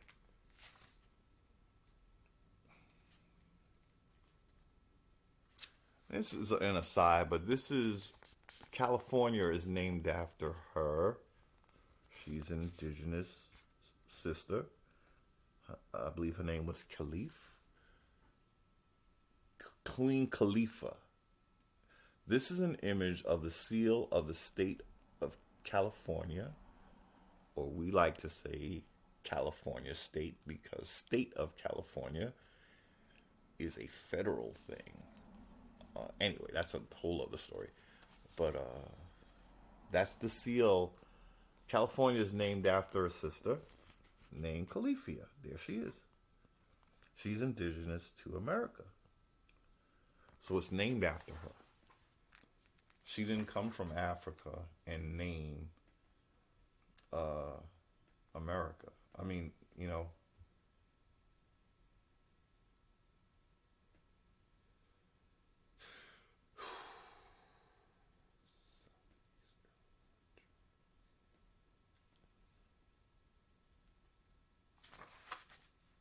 Okay, so I wasn't too thrilled with this book. But he mentions a book where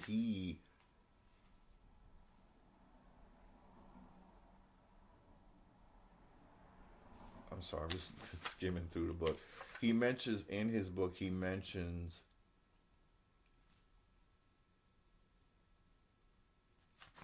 another book. And that's the book that I just showed you, which I think I'm going to read from that, and maybe I'll call it a day, because this was supposed to be spontaneous and not a long book. I'm sorry, a long video. See, this guy is a Moor, and that's why I realized I wasn't really feeling a lot of what he was saying, because he's inserting Islam. And the thing is, what they don't understand, all those gods we just saw have nothing to do with Islam. Yet he's telling us that this, but they want to say that this was Morocco and all of this. And I'm sorry, they didn't believe in those deities. So they weren't, so no, the Moors were not here first. I wish they would stop it. I really do. It was us as Egyptians. That's who was here first.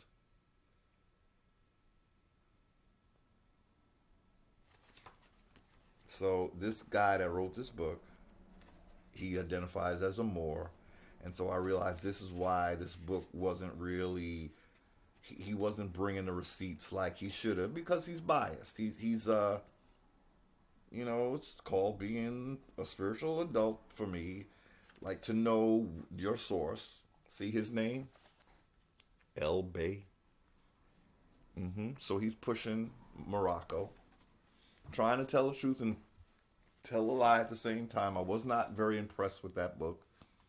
So I'm going to read a chapter from this dude. I might accuse him of another religious indoctrination. Now he's coming at you where this guy is the more Islam, trying to tell the truth, but not doing a great job at it. It's just dropping some jewels, but this book, I really wasn't impressed with it. But he's limited because he has to push the whole idea that we were Moors, and it just don't fit, because Moors, again, they didn't, that Horus deity that we looked at, and Moors wouldn't know nothing about that because they're into Allah. So they wouldn't have had no bird-headed deities like he was showing us, but yet he has to mix the truth with the lies. So thank you, Mr. Bay. It was close, but now this dude, he it's only at chapter 21 where he starts falling into the religion. So he was doing good till chapter 21.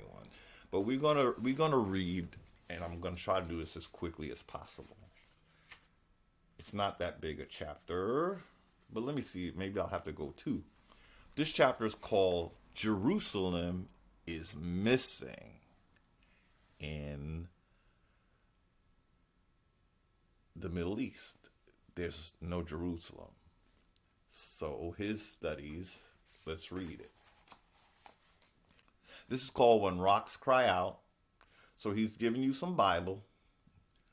But I think he's doing much better than our Islamic Moor, who's kind of all over the place. This guy's bringing the receipts. I still don't agree with the religion aspect, because what they're doing is you are uncovering Egypt, right? You're saying that Egypt is, both of y'all, you're saying that Egypt was in America, right? Okay. And you're saying it, but both of you are trying to defeat Egypt once again with the religions that took her down. It was the Abrahamic religions that usurped, supplanted the true culture and the true spiritual system of Egypt. And that's what these two brothers, that one is Amunhotep Chavez El Beis, he's trying to mix it all up. He's Egyptian, he's Moroccan, It's like, stay true to whatever game you in. Amunhotep was not part of your Islam. So why are you calling yourself? I'm sure he got his reasons. No, you call yourself what you want, but it's just that you got to. At some point, you're gonna have to choose. You can't be Islamic and Egyptian at the same time. You just can't, because that's Egypt didn't know nothing about no Islam. I promise you that Egypt was not Islamic. I promise you. Nor was it Hebrew Israelite. I promise you. That, in fact, that's the one that really is trying to take Egypt down. The Islam is doing it on the down low. You don't really see how they play a part in it, but they're bringing you to Islam. So that right there is it's not Egyptian. Okay, but again, this brother does bring more receipts. So let's read this. I'm going on and on. Chapter 5, Jerusalem is missing. I parted the pages of the magazine. He found a magazine that spoke about Jerusalem, the problem with Jerusalem. Okay, so here we go. I parted the pages of the magazine until I reached the featured article. Instantly, the words streamed through my eyes, and began flooding my brain with blood. Very dramatic. I could feel my heart beating inside my head. When I focused and understood the words that blackened the page before me, my breath went still. The words in the magazine announced a discovery by archaeologist Dr. Marguerite Steiner in an article called "It's Not There." Here is a portion of that courageous announcement as it appeared in the July-August 1998 issue of Biblical Archaeology Review. And he quotes, "The history of Jerusalem is going to have to be rewritten. As we gradually," I give you a little Betty Davis there.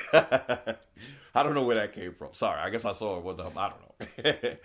"The history of Jerusalem is going to have to be rewritten as we gradually assimilate the archaeological record. We are finding more and more evidence that calls into question long-held assumptions about the city's past. This is especially true of the three periods I will discuss. The history of these periods is particularly sensitive in that it ultimately involves the historicity of the glorious reigns of David and Solomon." Ooh. I'm sorry. I'm sorry. Okay. Calm down. Okay. I'm reading this to establish where the quote-unquote what would have been called the Holy Land and what would also have been called Egypt would be. I am not a Christian. He is. And I had to take that with the other dude, Islam, Christianity, But when you're uncovering Egypt, you have to understand that Egypt was not either of those. So he started to go off on a tangent that I think kind of derailed him, because he was looking for Egypt, but then he sort of became obsessed with looking for evidence of us being Hebrews. And again, my stance is that we were not Hebrew. We were Egyptian. And we're persecuted then, and we're still persecuted to this day, because it's not about what religion we're... See, let me just say this real quick. I'm sorry, I stopped the reading.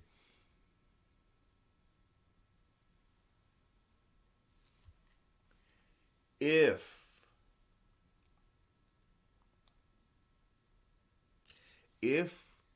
the goal was to get us to subscribe to the Abrahamic faiths, whether it be Christianity or whether it be a Hebrew Israelite, even that, once that goal was met, why didn't our oppression stop? If you can hear what I'm saying. And that is what makes this, I'm sorry, I stopped the reading because I forget, I keep forgetting, although he brings the receipts, he's still pushing a religion. that has no intention, let me be clear, of accepting us. When no matter what of the Abrahamic traditions that we embrace wholly and solely, what you are finding is, again, we're still not good enough. The question is, why, after I accepted your religion, am I still being treated very poorly and seen in where you're disenfranchising me? What is it about me that even after I subscribe to Judaism, to Islam, to Christianity, our people still don't cut it? What I'm offering you is what these guys are trying to do to a limited capacity, although this guy brings receipts. It's because of this, what these two guys are telling us about America. Because we are the heirs of a legacy that is not Hebrew, not Christian, and not Islam, is why we are targeted. Because, and why does it continue to go on? Our puppet masters have a clue that we will wake up. When we do, like it's happening,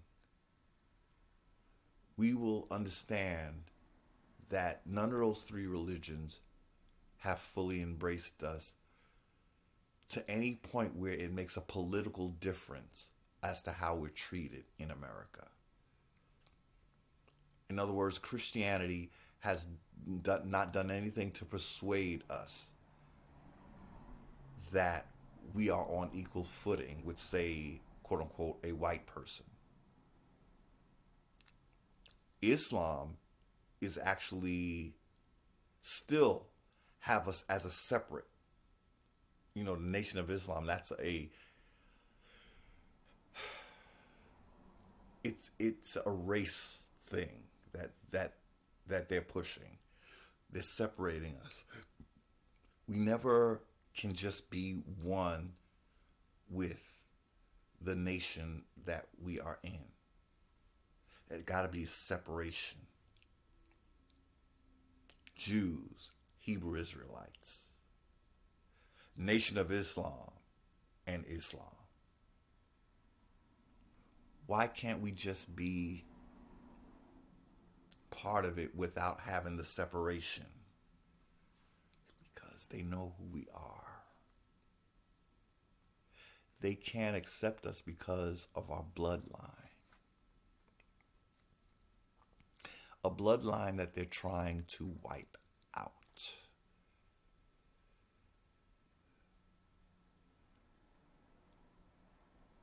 The reason why we're still being treated as if we're in Martin Luther King days. Pretty much, yes. Because the powers that be know who we are.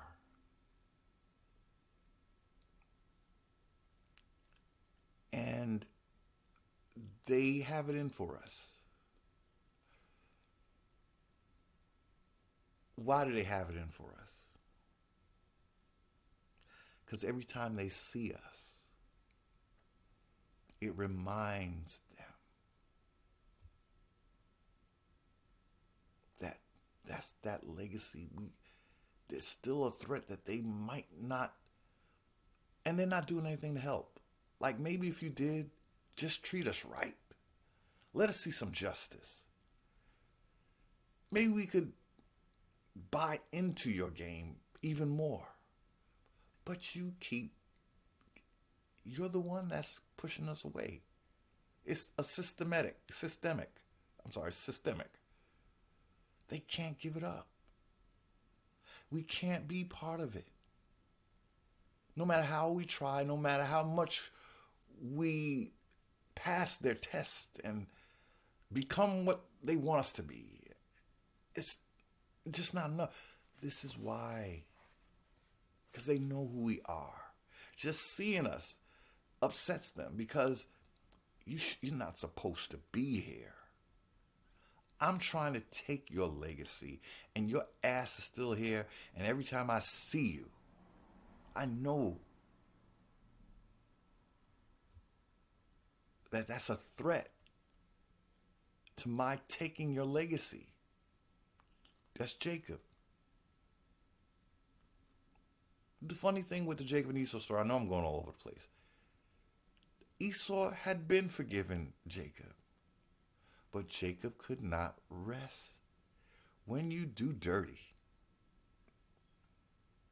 no rest for the weary. Esau wasn't stressing it anymore, but Jacob had to watch his back. When you're doing dirty, you're just not going to be, you're not even going to believe that the person that forgave you. You're looking for them to turn on you because of what you did, not because of what they did. That's the psychology behind this. And I stopped my reading because it just irks me when he's trying to breathe life into characters that no one has found proof existed.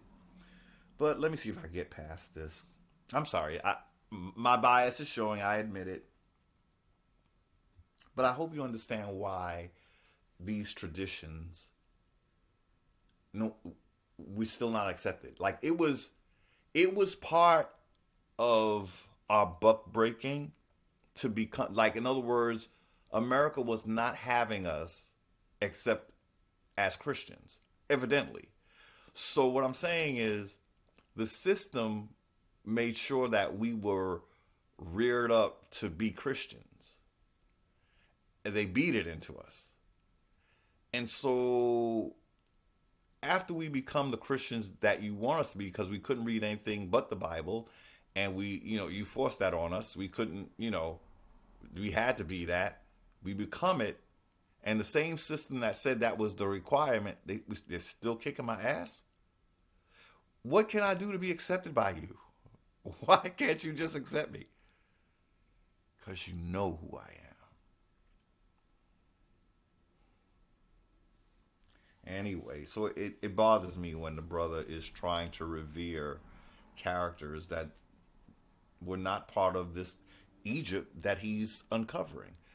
It's a conflict. You're falling for the hijack. Focus on the Egypt that you were trying to find, not the ones who basically destroyed Egypt and said that, oh, she was the devil. Okay, so that's why anyway, the history of these periods is particularly sensitive. Okay, in that the reigns of David, and there's no evidence, I'm sorry, I just have to say it, 10% remaining, but I have this, it's plugged in. What are you talking about? Okay, looks like I was running out of power. Okay, so we're back on. I always do that. I always allow myself to be in the place where I'm running out of power. Okay, let's see if I can get this done by 7 a.m. It's about 7 a.m. in the morning. But I was on fire. I had that great conversation with my good friend, and I was inspired. Okay. So, understand, he's talking about Jerusalem. So as he uncovered Egypt, he became obsessed with, he got that rush that we get, like I got when I first thought I was a Hebrew Israelite. For me, I'm sorry, I know I said, I'm sorry, I don't want to go in this direction. I didn't know we were going. I wanted to read it because I wanted to further show, and I'm being biased. I know, I'm aware of that. You all know I'm not a Christian, right? So what I want to show the facts of where Egypt was. But to get there, our brother here, he became more, when I read this, I just didn't realize it happened in chapter 5 is what I'm trying to say. What I say is it really hit me by chapter 20 that I realized he's going all the way with the hijack. He done forgot about Egypt, and now he's obsessed with searching for the Hebrews. And my thought was, you should realize, brother, that it's the appearance of the Hebrews that condemns Egypt. So you need to do one at a time. Like, in other words, stay focused on Egypt and get that clear, okay? Because by the time you're getting into the Hebrews, now you're talking about where the Hebrews are basically demonizing Egypt. Egypt is being lied about already, okay? So what we want to do is uncover the truth before we start dealing with her, the people that helped her to be buried and to bury her as demonic, you know? But I think it is enough to know that that's our culture. That Egypt is our culture. And when you condemn your culture, you condemn yourself. Now, we're being led to think that we're condemned because we're not, Christians. I counter that. I believe that the reason why we experience a lot of the oppression, that the part where we are complicit, is that it's not because we're not Christians that we have this sense of like a condemnation thing. It's because we gave up we gave up what was given to us before there was any Hebrew involved. We had a relationship with the Most High, and we gave that up. It's like cheating on your first wife, or something like that. It's like you can't, there's karma in there somewhere. Like, you can't turn your back on the one who got you through and think that that's going to work for you. And that's what happened to us. Like, they are convincing us that we're these eternal sinners. And you notice, even after we become Christians, we're still sinners because we're still not accepted. The whole thing was we were heathen. So now we're not heathen anymore. So what's your excuse now? The condemnation that they're trying to tell us is because we're not faithful to God is karma. Our karma in turning our back on our ancient tradition. That's what we're experiencing. It's not because we took Christianity and we like the best Christians on earth when we do Christianity. We know that. So then there's no excuse for me to any condemnation I feel is, one, you're not accepting me because you never really wanted to. And also because karmically, I have turned my back on my ancestors. I'm now chasing your ancestors. Even if they're made up, I'm still chasing something that is foreign to me. That's what is really kicking our asses. It's a trampling of our own traditions because someone told us that it was demonic. Okay, I'm going to try to read this without stopping. I just had to, because I'm not, okay, let's go. The bottom line is, why I was reading this is because it's to show that the whole story of Jerusalem, all of this is taking place in America. So let's read it. Okay. But it's being retold, and as if we're the Hebrews, when we were just the Egyptians trying to get away from the Catholic Church, but they twisted and say, no, you were Jews. No, we weren't. Okay.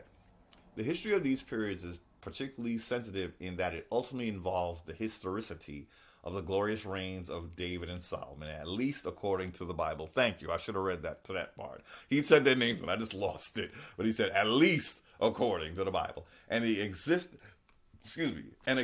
of the united monarchy of Israel. Failure to publish the evidence. Okay, so I have to read again. Okay. The history of Jerusalem is going to have to be rewritten. As we gradually assimilate the archaeological record, we are finding more and more evidence that calls into question long-held assumptions about the city's past.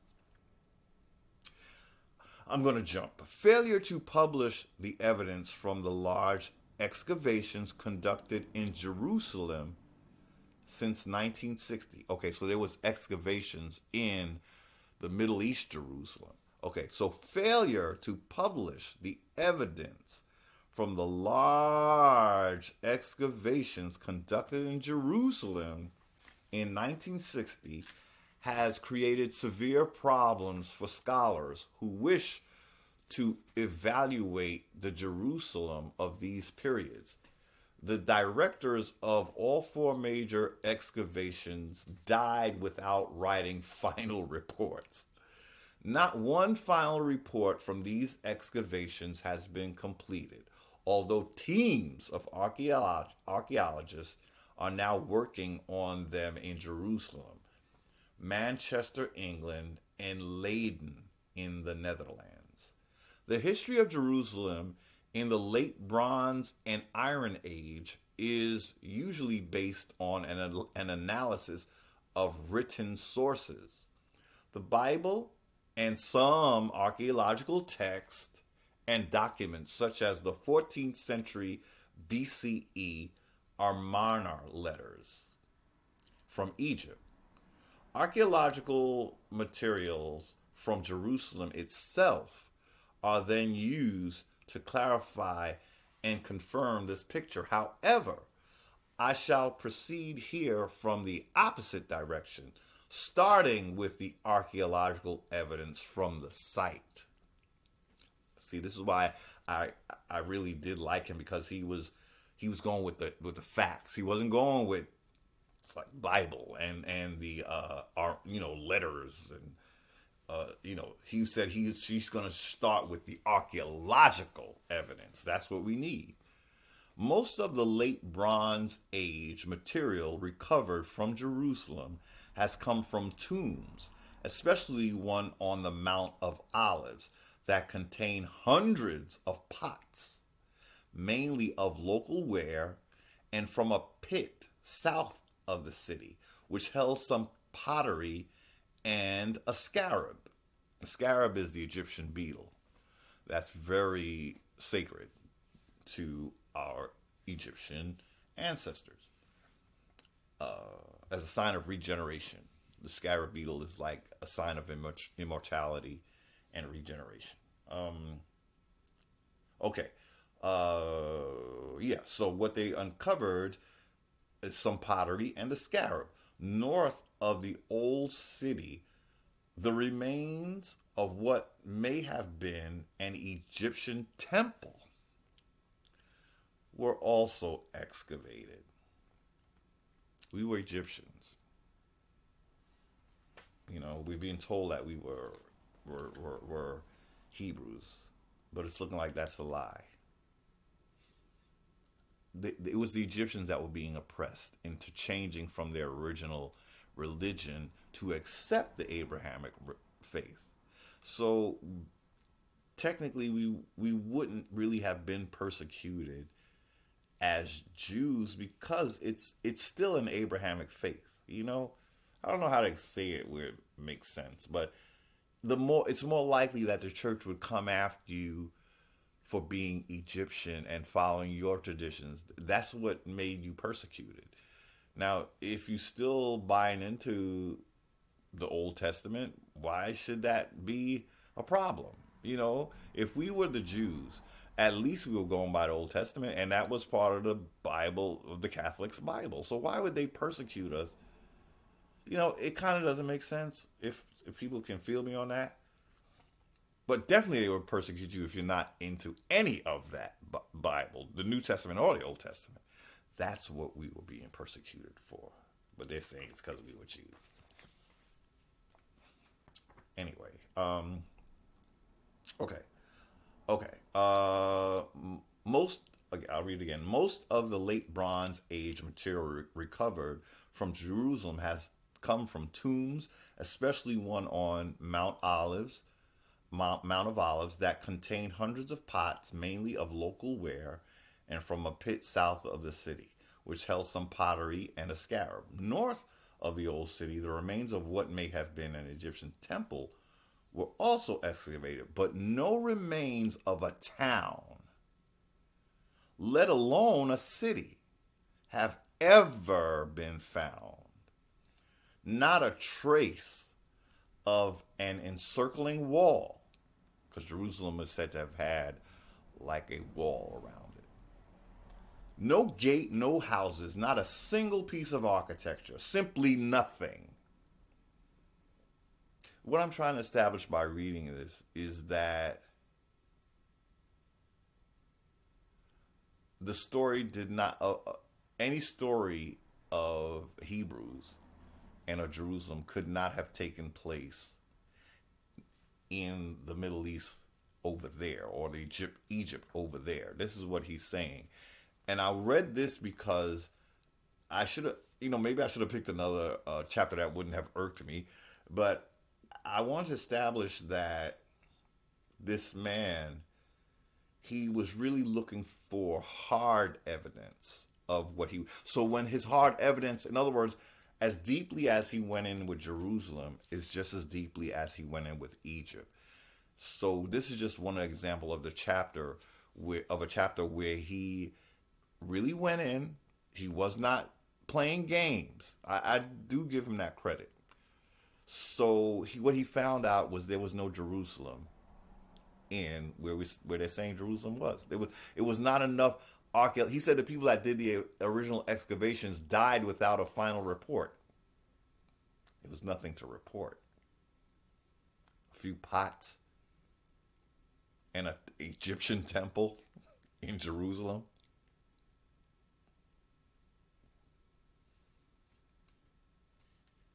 So there's no walled city has ever been excavated.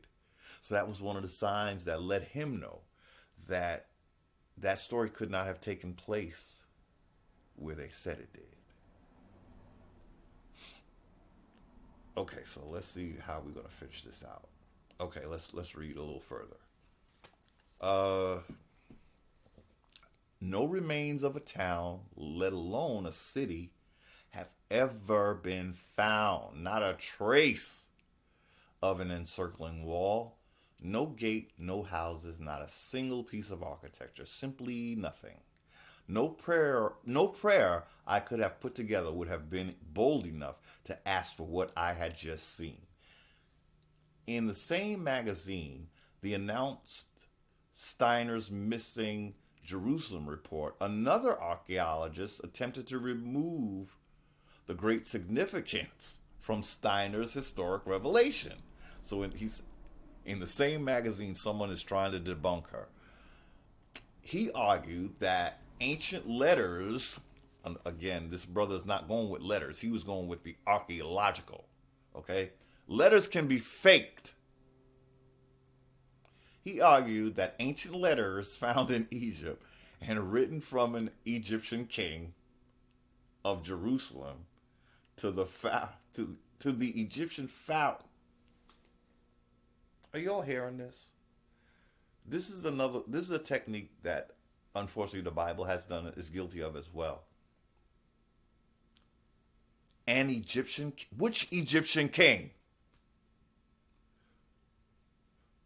Which Egyptian pharaoh? They had names. He argued that ancient letters found in Egypt and written from an Egyptian king. What's his name, brother? The Egyptians were meticulous with their record keeping.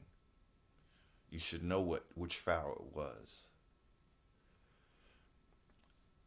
And he argued that ancient letters found in Egypt and written from an Egyptian king of Jerusalem. An Egyptian king of Jerusalem. Was that supposed to be Moses? To the Egyptian pharaoh, proved Jerusalem existed as an important city even before David built his great monumental city. To strengthen his argument against the discovery that Jerusalem was missing, he then listed several other famed biblical cities whose ruins did not show a city. So he's trying to say that other cities that didn't have a city in them, that's how it goes. They're all gone. In other words, the reason why we should believe that a city was there, but it's not there, is because the other cities don't have cities there. So they also were there, but they're not there. And that's how we prove that it was there. Really, dude, it's desperate sometimes. Some scholars reasoned that Egyptian letters discussing Jerusalem before the time of David made it indisputable that Jerusalem existed north of Africa during the time of David and Solomon. To those scholars, no matter what the archaeological proof showed, Jerusalem absolutely had to be on that hill in the Middle East. It absolutely, with no archaeological evidence, it absolutely has to be there. Their reasoning seemed sound, but it was wrong. Their reasoning failed to consider that Jerusalem did exist during that time, but at a different place. According to several ancient historians, Jerusalem was one of the largest, richest cities in the ancient world, especially during the time of David and Solomon. One of the greatest cities built in the earth was entirely missing in the dirt, and scholars were pointing to pieces of a pot as proof Jerusalem had been on that hill. Failing to consider that ancient Jerusalem was at a different place than the hill now going by that name. The scholars entrapped themselves into establishing erroneously an entire biblical landscape around a hill where ancient Jerusalem was entirely missing. How discomforting it could be to realize the Old Testament events had occurred in a land that was nearly halfway around the world from the places propped up by the scholars' astounding mistakes. I included the Steiner article and rushed the discoveries to a major publisher who had requested them. So he was trying to get people to hear what he was saying, but no one was, like, the establishment was like, so we can't say that. Everybody believes that Jerusalem is in Jerusalem. We don't want to rock the boat. Our paychecks, depend upon it. I included the Steiner article and rushed the discoveries to a major publisher who had requested them during a call that had gotten past his assistant. Less than 2 weeks later, the manuscript was back in my hands. A cover letter from the vice president of the company explained. This was heartbreaking. I'm afraid I just wouldn't have the necessary background to edit your manuscript intelligently, but thanks for the look. He wanted someone to believe because his findings were so profound that people were telling him, if you get this out, you will rock the world. So he knew his research was so on point with Egypt. See, now I read this one about Jerusalem. I don't know why I chose this one, but I'm trying to give an instance where he really went with the archaeological evidence and found that Jerusalem wasn't there. But in America, there is, a place that would have fit the description of what they were calling Jerusalem. Now, one thing about Jerusalem I want to say is it's all a hijack.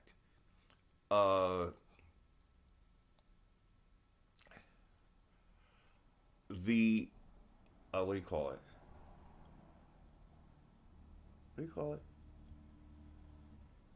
What do you call it? The first part of the word Jerusalem. We have to remember at certain points in history there was no J. So yet there's a god of Egypt called Heru. So what has been postulated is that it was actually Heru Selam, named after an Egyptian god. But they put the J there and called it Jeru. What I'm trying to establish is that this was all Egypt, all of it named after Egyptian gods.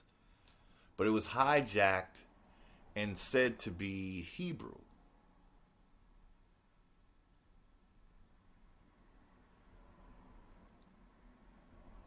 Basically, what we're looking at is a culture that starts off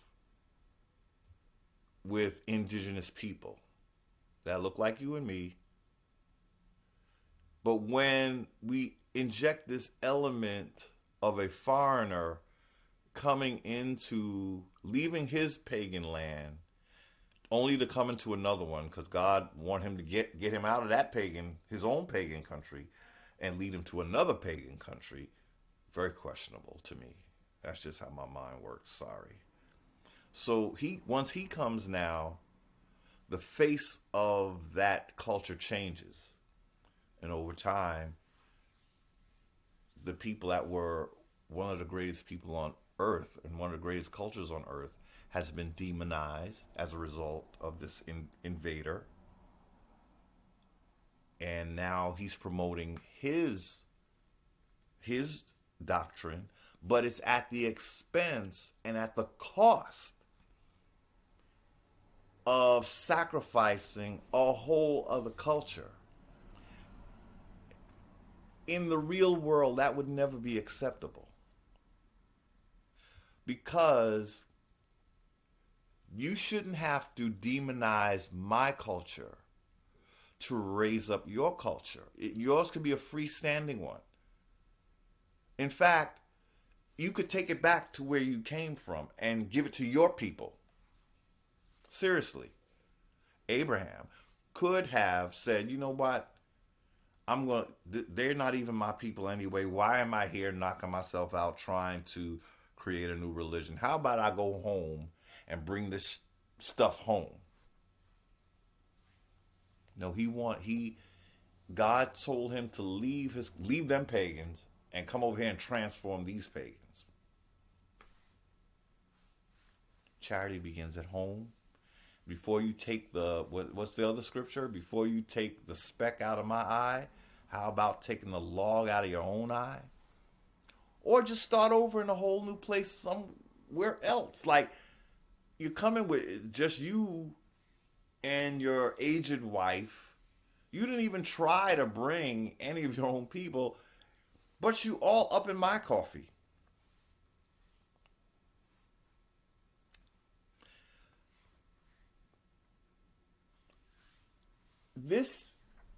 When I speak like this, I want to be clear that this is not anti, but again, the promoting of your culture should not anti my culture.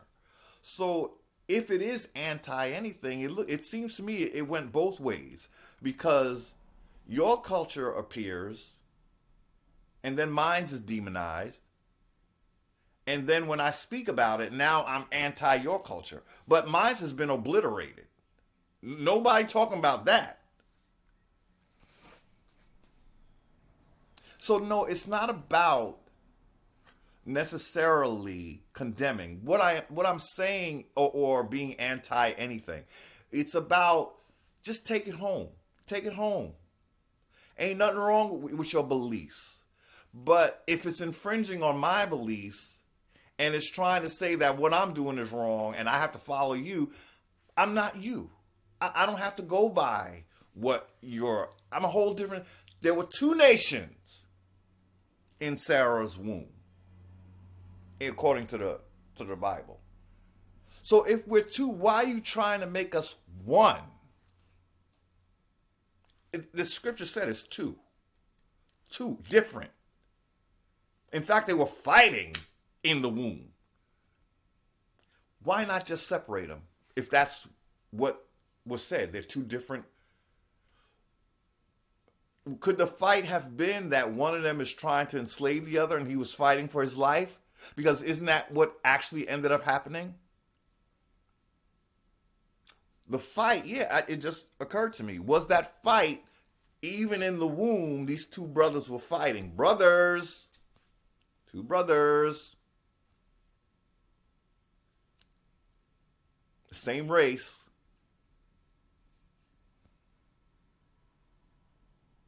So no, seriously, it just occurred to me. I used to think, then why are they fighting?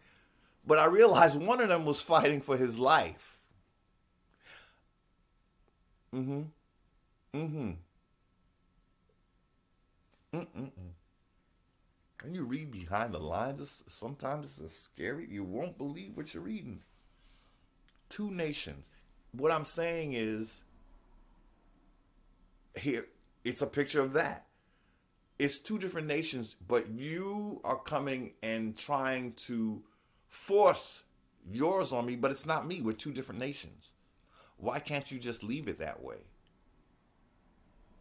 Take it back home where you came from and do it at over there where your people, you want to reform somebody that's pagan, do it in your own house.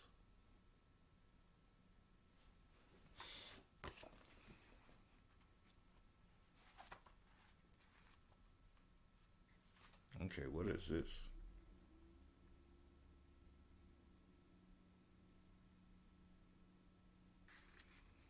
Okay, so did I? I should have finished that where I was. I'm sorry. I'm sorry. Jerusalem is missing. Okay.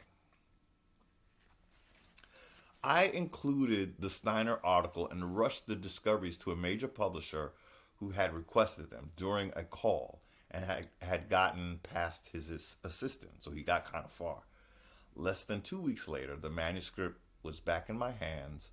A cover letter from the vice president of the company explained, I'm afraid I just wouldn't have the necessary background to edit your manuscript intelligently, but thanks for the look. The Steiner confirmation regarding Jerusalem did not set aflame the interest of the publisher. I finally understood that confirmation of the discoveries was not the problem. Something else was keeping this biblical history veiled in secrecy and in silence. I wondered, was it the same fear that had also kept them from mentioning Sarah Callie when they had run to the fly when they had run to fly the rumor about Mary Magdalene? Sarah Callie, the name means black princess. What skin on parents is needed to produce a black skinned daughter, a black Magdalene, a black Christ? Both. So he's going in with the religion. See, they had found the courage to try to destroy the Christ, but their strength withered when they reached the black skinned girl, Sarah Callie. So they erased Sarah Callie from their supposed book of codes. But it was too late. They had opened Pandora's box and now they could not close it again. Jerusalem was coming down from the mountain. Probably not the best passage to read when I'm trying to read a book. See,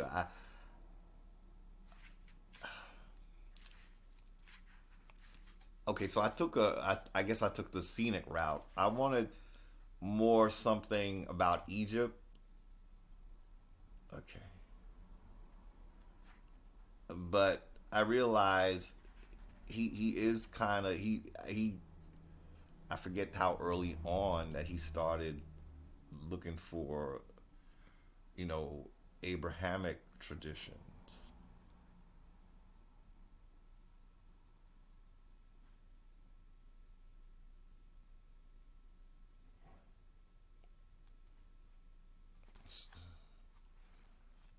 Oh boy.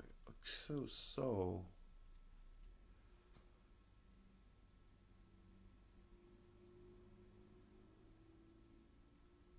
okay. Okay.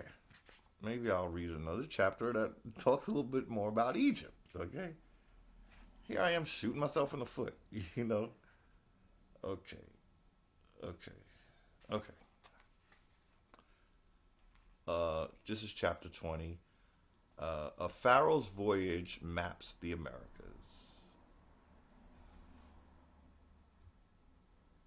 Okay.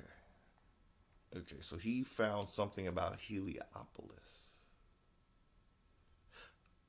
Okay, I'm sorry. I'm gonna read another chapter and then I'll call it a night.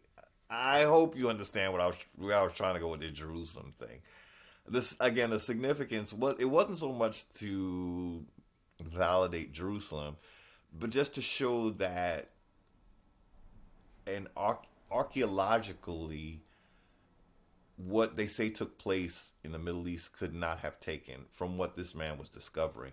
But he did find evidence in the Americas where the real Egypt was. So some of our story is true.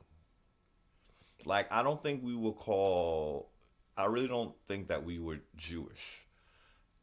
Or, the Hebrews. Or, I think we were like a sect that may have broken away from Egyptian protocol. And what the church did was rename us to promote its religion. That's what, from what I know of Egypt, what it's looking like. It's like a renaming, calling us something that we weren't to promote a narrative that, you're promoting a different religion. But okay, let me see what this chapter says.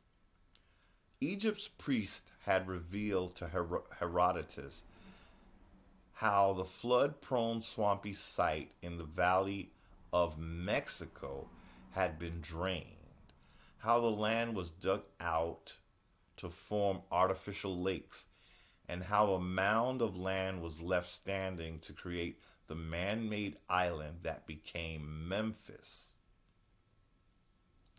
Here was the great and secret, the name of this chapter is A Crocodile in the Lake of the Moon, chapter 19. Let me see. Okay. Okay, we'll start again. Egypt's priests had revealed to Herodotus how the flood-prone swampy site in the Valley of Mexico had been drained, how the land was dug out to form artificial lakes, and how a mound of land was left standing to create the man-made island that became Memphis. So there's a Memphis in Mexico, apparently. Here was the great and secret primeval mound that had eluded and puzzled scholars for centuries. In Egyptology, they talk about a primeval mound. And he's saying this could be found in Mexico because it was part of Egypt's cosmology stories that a mound rose up and that's the god Ptah stood on it and started to create something to that effect. Okay. Looking at Prescott's map, it was obvious that the Great Lakes around the island were intentionally dug out to create the likeness of a crocodile. The lake at the north end formed the head of the crocodile. The lake called Texcoco formed the body of the crocodile, while Lake Xochimilco,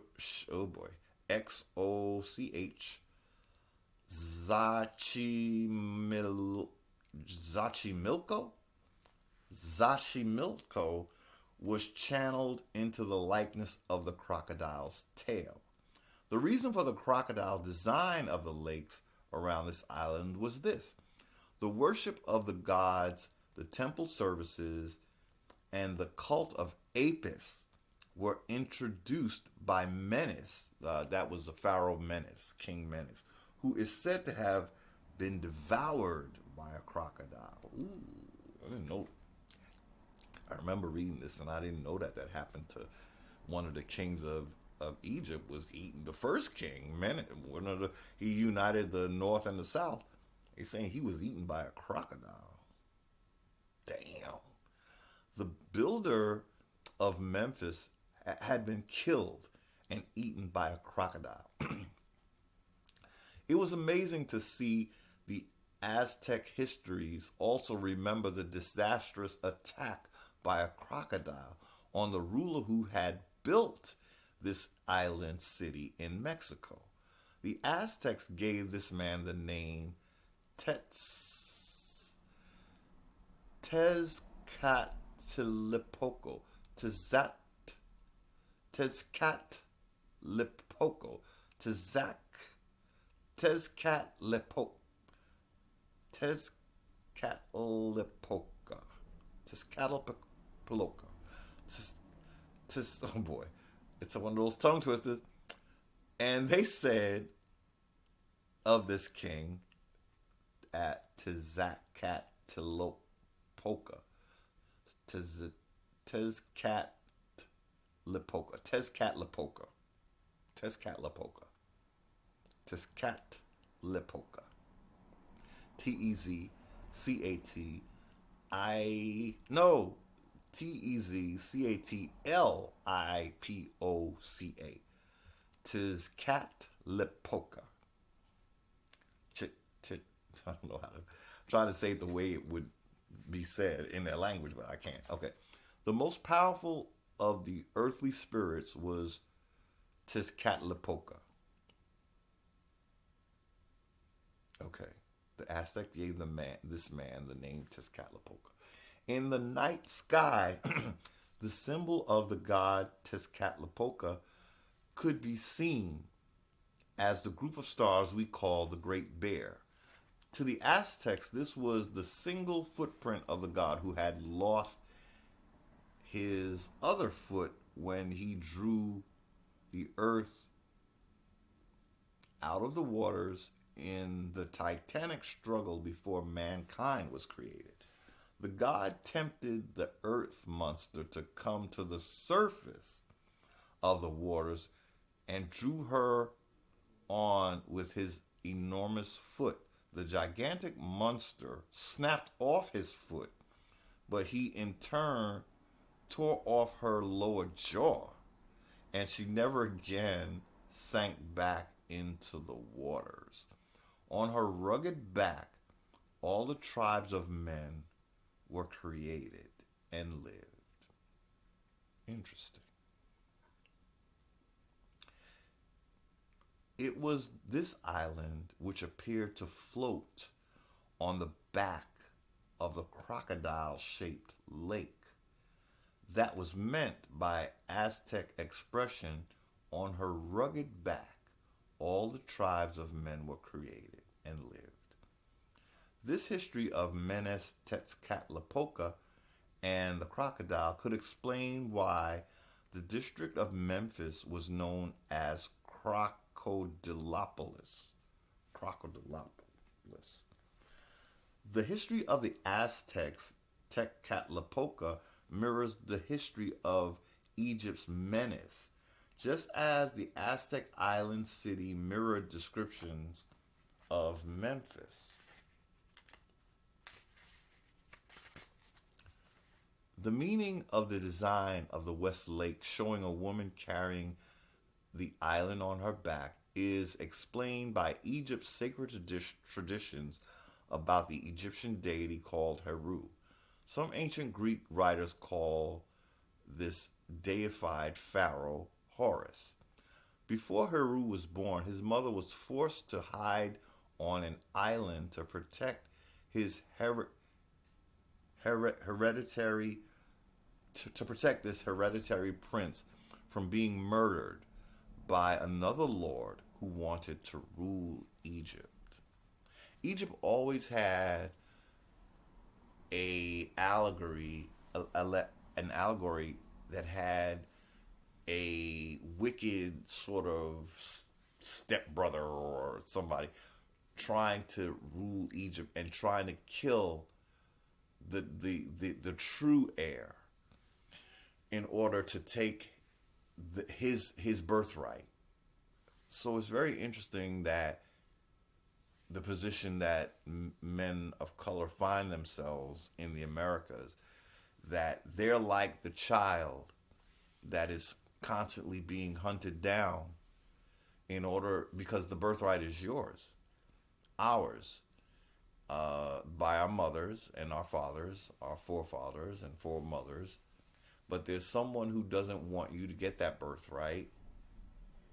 I believe It starts with King James, and it goes far as back as Columbus, because Columbus came here way before King James, and he Columbus came in 1492, and King James he got in on the game, and he appeared in North America in like the early 1600s, I believe. 16, yeah, in the 1600s.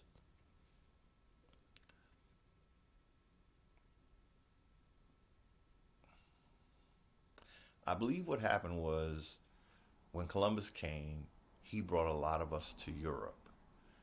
So they're saying that our people were deported from Ireland, Scotland, and England, um, because what I think happened is we were taken there to help build those places. You know, we were the master builders or whatever. We were the ones that we started civilization here. If Egypt was in South America and the Caribbean, that's what I was reading here. Yeah, that's what I saw. Somewhere he was talking about the Caribbean, and I want to read that. But as you see, I went and read something else, which I should have read that because he talked about that. Where did I see that? That's what I really meant to read. I'm just reading stuff that's not supporting my argument the way I wanted it to. But what I can tell you is this man really brought the receipts. I'm sorry, even though he's pushing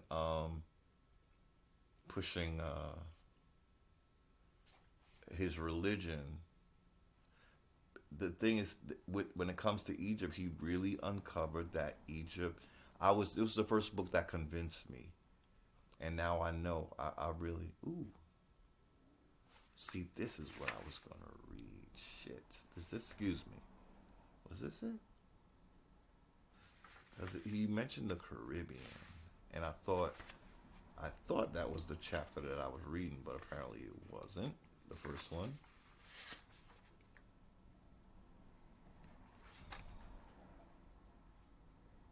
Okay, so I'll just finish reading where I was.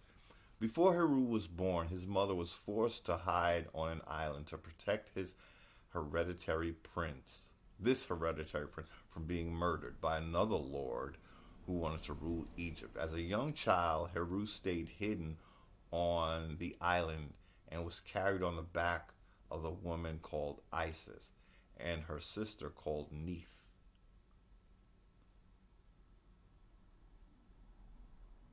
I don't remember Isis' sister being called Neith. I thought she was Nephthys. Okay, let's go with it. The boy survived the murder attempts, survived a bloody war with a biblical Cain. Ooh, see, okay. Okay, became Pharaoh and eventually became one of the most venerated deities of in all Egypt. Indeed, Peru is named after Heru. That's where Egypt was, in the area of Peru. And Heru is said to be the son, like he said, of a king, but he was being challenged by another quote unquote lord who wanted to take his birthright.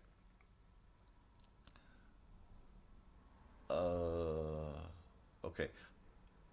The Prescott map shows the West Lake to form the outlined image of a woman, with the island appearing to be held against her back by the straight lines of the causeways, which form the image of straps. Isis and Neith were deified and received the moon as their symbol. It was for this reason that Aztecs called the female-shaped lake on the west side of Memphis Teno, Tenochtitlan. Tenochtitlan. Tenochtitlan. Tenochtitlan. Tenochtitlan. The Lake of the Moon. The Aztecs wrote the great city of Tenochtitlan was built on islands at the center of the lake of the moon. The indigenous designs of the crocodile-shaped Great Lakes and the Lake of the Moon, the man-made island, the Great Pyramids at Teotihuacan,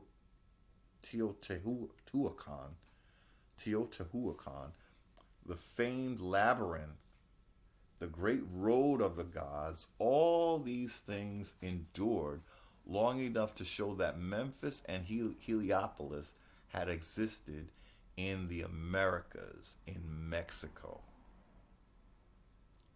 Spain demolished the island city of Tenochtitlan. Oh God, I wish I could say these names. Tenochtitlan. I can't say it. I gotta practice. And drained most of the lakes around the island. Archaeologists are now uncovering the ancient ruins at this site that was Memphis. The pyramids buried beneath today's Mexico City are coming back into view. However, unless the world is successful in changing the bias against the pre-Columbian African presence. See, he's using African. The ancient Egyptian artifacts being unearthed in Mexico may continue to be funneled secretly into the Museum of Egypt art at Mexico. Secretly into the Museum of Egyptian Art at Mexico, or into other Egyptian museums around the world, with no acknowledgement that the Egyptian artifacts were discovered in Mexico. I feel like I'm still not hitting the chapter that really, because what it was is I read all of these, and together his case was so solid that I don't remember which chapter really sealed the deal. Okay, here we go. Here we go. This will be the last one. Let me see. I think. Okay, I think this is gonna be okay. See, I know the book is fire. I just, because I read so many of the chapters, I didn't mark which one really convinced me, but all of them together have really convinced me more than I've ever been convinced in all my life. Because I could tell what he did was significant, because that, where we read that he tried to get a publisher to publish his work, that happened to him several times. He tried to get T.D. Jakes on board, and T.D. Jakes,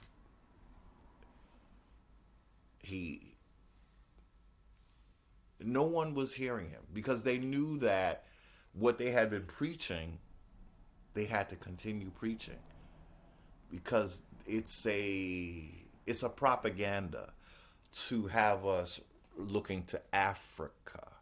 The idea, this is why we're treated the way we're treated. Because those who are seeking our legacy are infuriated that they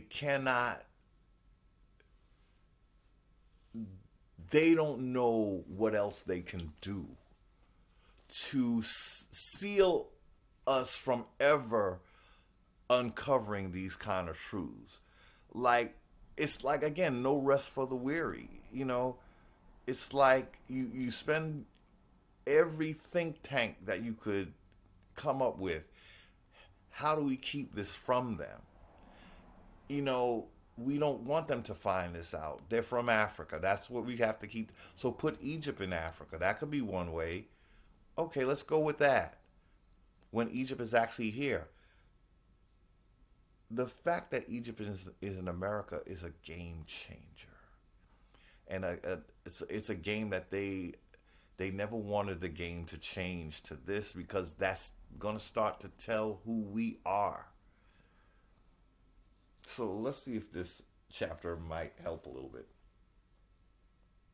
Okay.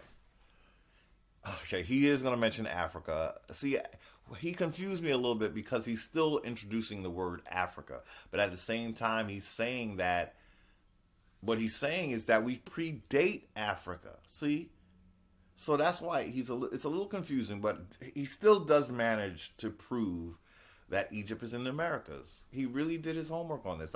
There's no I'll this was on a spur of the moment. I should have took more time, but I just felt like I want to start it a little bit. So maybe by the next video I'll be more on point.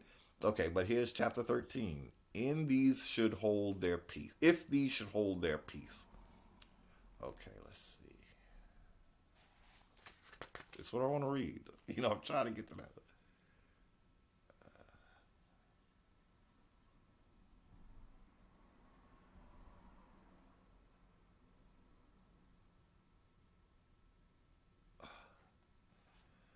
Okay.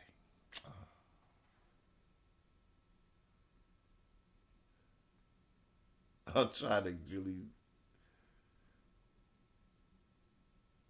Okay.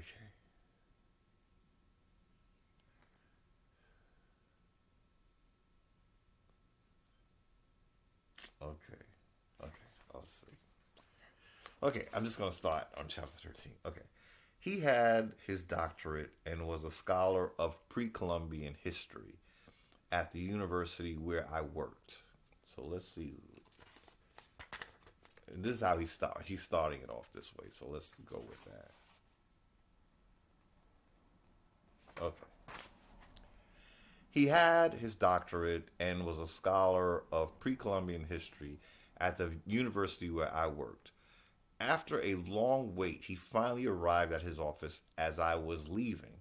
His glance at the clock on the wall warned me to make it fast. So I blurted out, I found the record showing the Aztecs who met Cortez in 1519 were probably Africans. A smirk curved at the corners of his mouth, but I continued. Cortez, his secretary, and Castillo, one of his officers, described Monteche, Montecuzuma, Montezuma, the shortened way of saying it, King Montezuma, as being very dark complexioned. They wrote that the nation of people they found here were of the same complexion. So the Indians of Mexico they looked like us. Okay. That doesn't mean black, he countered. That's a lot of, some people just not trying to hear it. Just because you're dark skinned don't mean you're black. Well, we're not black, but I'm just saying, that's the word that they use to describe us. But this is how I love this because it's so typical. So he's telling this man that what these people look like, the ones that were here when okay, so this is after Columbus, but still they were also here when Columbus got here, but this is a little after because this is 1519 when Cortez came. His secretary and Castillo, one of his officers, described. Oh, he's telling the guy. Cortez and his secretary described Montezuma as being very dark complexion. They wrote that the nation of people, the Aztecs, were the same complexion. So the Aztecs were a dark-skinned people, is what they're saying. Okay. The scholar he's talking to shoots back. That doesn't mean black. He countered. To the Europeans, of course, they were considered dark complexion, but they were just copper toned in skin color. Now, that's interesting. Now, he said a word right there because we were called. I'm going to have to agree with the scholar here. Copper tone, because that's what we were called. Copper colored Indians. Then they dropped off the copper and just called us colored. Anything to get us away from our legacy of being here before any European came. Okay. That doesn't mean black, he countered. To the Europeans, of course, they were considered dark complexion, but they were just copper toned in skin color.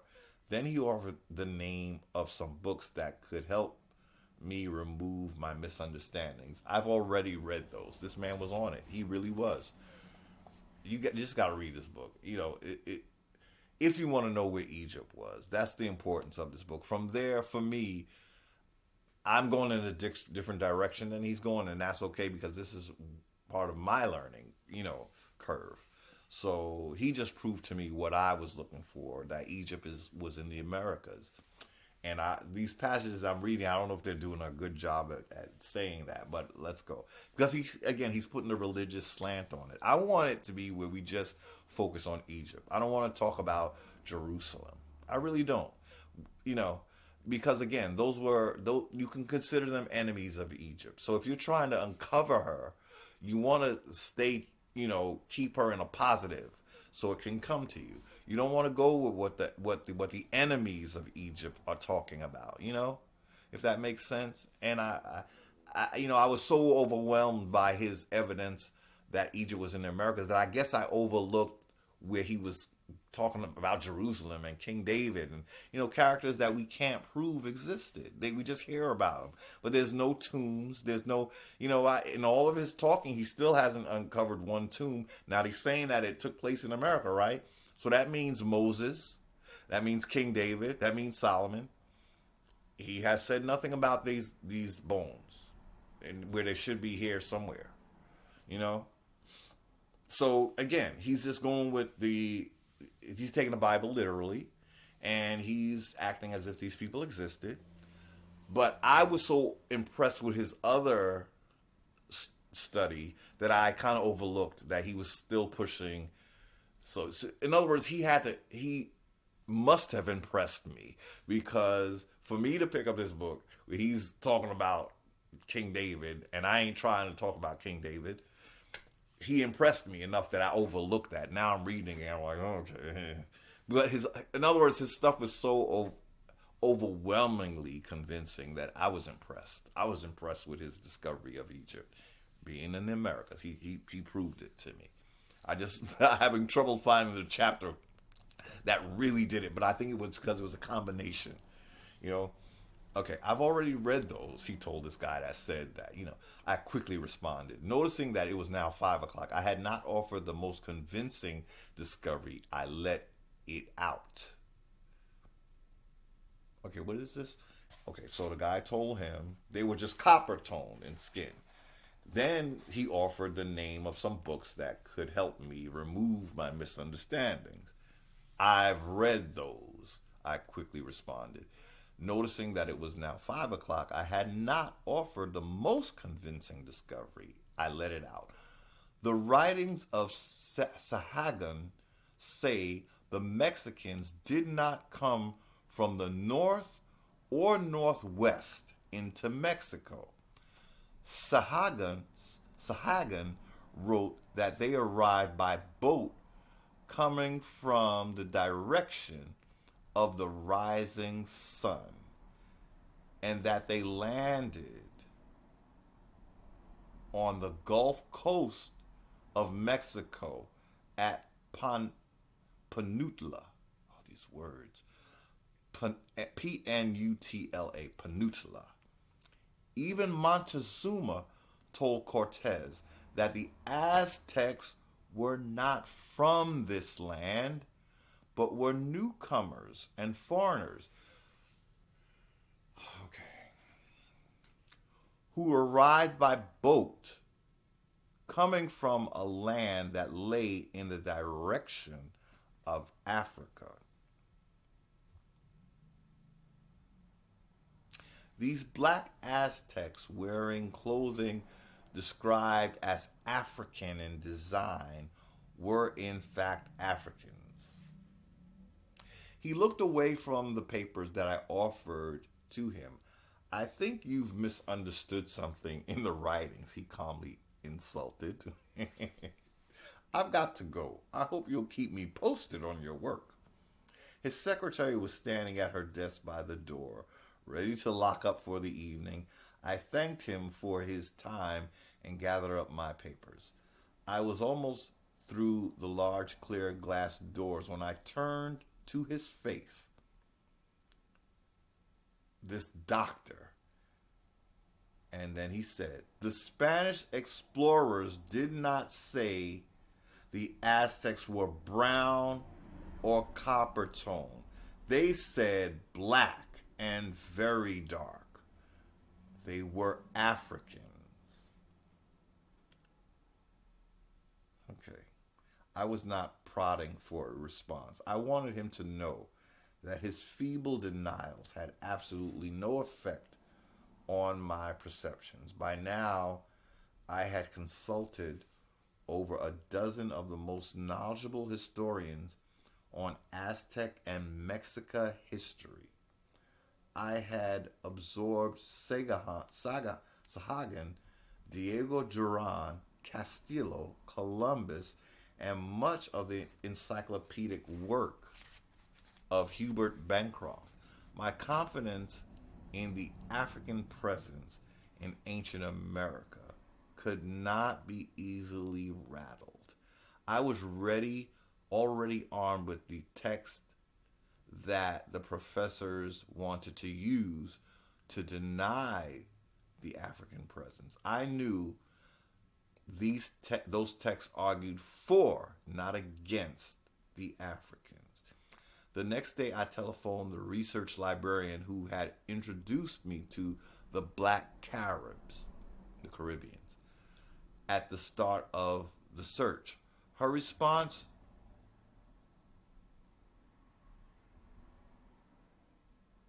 caught me with my naivete up. When I told her that I found that the Aztecs and other Mexicans were black and that they pointed toward Africa as their land of origin, there was absolutely no response from her. Finally, she interrupted the silence to say that she had to go. Then she hung up the phone. She had been exuberant about her knowledge of the black people who lived in the New World when Columbus arrived. Now there was no emotion. What had happened? I was going through the paces at work when it suddenly dawned on me what had probably occurred with the librarian. I had forgotten that she was a post-Hispanic Mexican and was probably descended from Spaniards. Maybe it was exciting for her to upset other European history, but now I had found blacks in Mexico, and maybe that was unacceptable. Maybe Mexican history was not to be touched. Ooh. Ooh. Later, I saw in my notes that she had not allowed blacks to be in Mexico.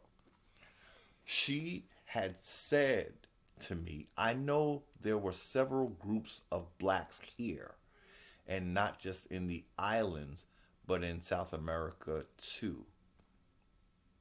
I shrugged it off. A thought kept drifting through my head.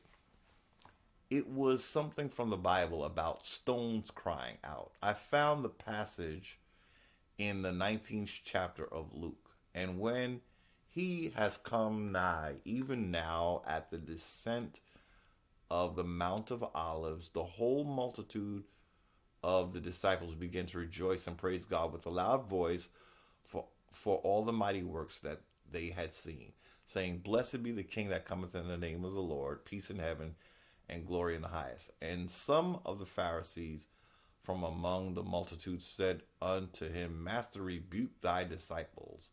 And he answered and said unto them, I tell you that if these should hold their peace, the stones would immediately cry out. That's what he calls his book, When Stones Cry Out.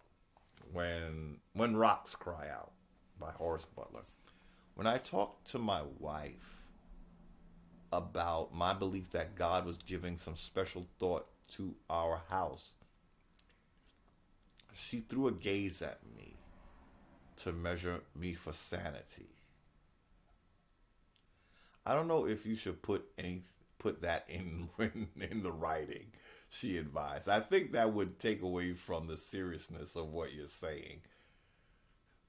Things that I didn't know existed are falling into my lap, I said, and I understand them even when scholars don't seem to know what they mean. I understand what you're saying, she offered, but still, people are going to see it as though you're painting yourself to be some kind of superhuman. And that's going to take away from the work. It would be years before I realized how powerfully unerring her words were. She saw what I couldn't see in my blindness. I rushed to find the rocks.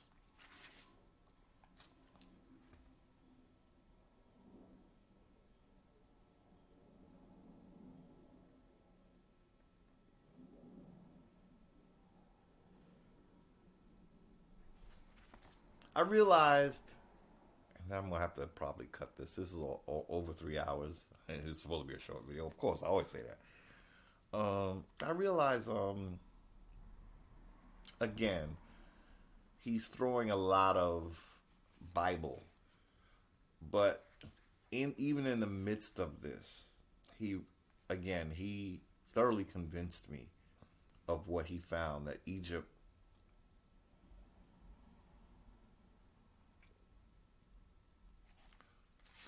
is definitely in the Americas. Um, Pharaoh's burial grounds found in Mexico. Whew.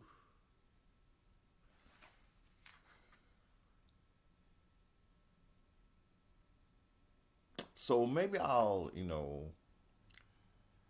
pick it up here again at another time. Because I'm not pinpointing. I'm sort of jumping around, but I really need to look and because I'm still confused as to why he's calling them African. Like, he's saying that there were people here, um, and that the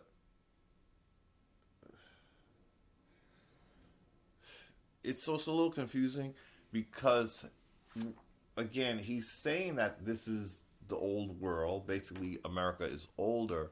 So then why is it that you're still trying to insert Africans? Because basically what you're saying is America is older. So then where do the Africans come from? You know what I mean? So I'm hearing him speak about Africans, and I'm wondering, is he really meaning like what the scholar said to him, copper colored? You know,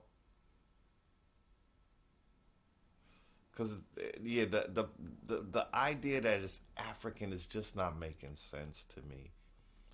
Again, if we go with the two nations theory, which I think is an important one, then they were opposing, you know, and the only two opposing things I see here, the significant things, are Africa and America, because now we have two continents that are fighting for one legacy. You see, this is where I'm having trouble, and maybe I didn't. Maybe I was so focused on his Egyptian findings that I'm really not hearing the how he's thrown in Africa. At the same time, you're saying Egypt is older than anything in Africa. So then why are you inserting these Africans? Was it Africans? You know what I mean? That's how my mind is working now. So a lot of times I know it's said for convenience. Like, they'll just say African, but what they just mean is as a dark skinned people, then maybe they're not African. Because why would they leave Africa to create a great Egypt here in the Americas? That's what I don't understand.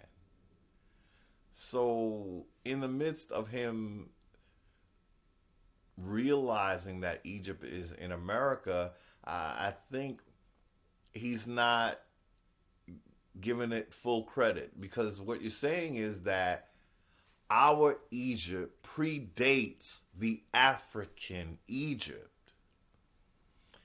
There's a lot you're saying when you say that. So you're saying something was here in America before it reached Africa. So then why are you calling, you know, So I gotta see how he worked out. I was so engaged with his Egypt findings that I think I didn't pay attention to the transition. Why are you saying they were African? And he's insisting that they were black. So you're trying to say that Africans didn't have anything over in Africa, but they come here to America and build Egypt and then go to Africa and build the second Egypt over there, but the one here. Why would you leave your country to, like, someone? I remember someone asking, who leaves their own country to make another country great while yours is nothing? And then you go back and duplicate it in the second Egypt. So I'm gonna have to look at that book again. But right now I'm about to go to sleep.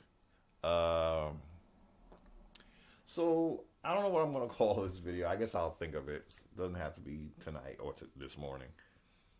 But America's the old world, and When the Rocks Cry Out. These are the two books that this one is much better, in terms of bringing the receipts.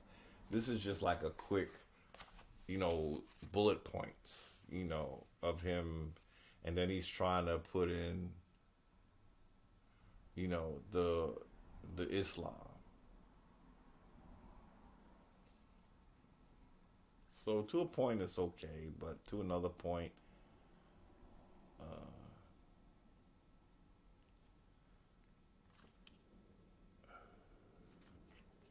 he's just all over the place in a way.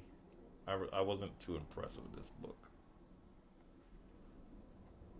It started and then it just too fragmented. Where this guy is, you see where he was bringing his work to the scholars. He was so convinced, and they were convinced too, but they would always end up telling him, this is going to rock the world. You can't say this. Ain't nobody trying to hear that Egypt was in America.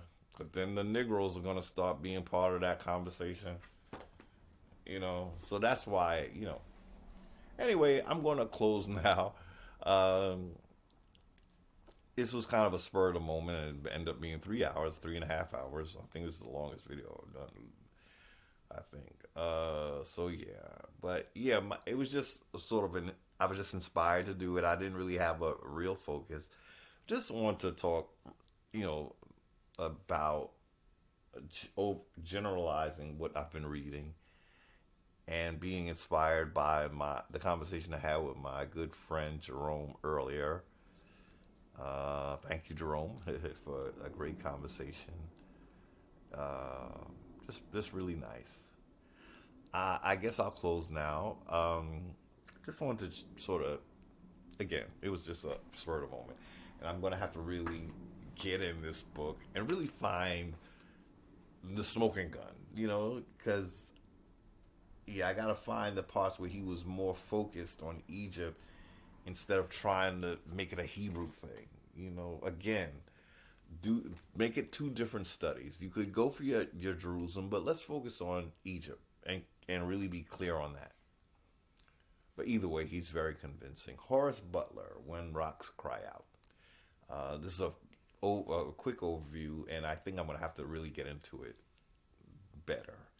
And I still have to do my video on vindicating the white race. I keep talking about it, but because it's such a delicate topic, I really want to. That I don't want it to be a spur of the moment. I think I already did 3 versions of that topic, and I'm still not happy. Excuse me. It is early in the morning. So thank you for watching. God bless. I hope there was something in here that was worth 3 hours or whatever, however much time was spent watching it. Thank you. God bless. Health, wealth, joy, happiness, all the good things. And I'm gonna have to get some shut eye before I have to log in. Thank you again. God bless. And here's that thing where I have to keep a smile on my face because I have to find the stop button because all these pop-ups are covering it. Okay, but here we go. See you. Okay, thank you.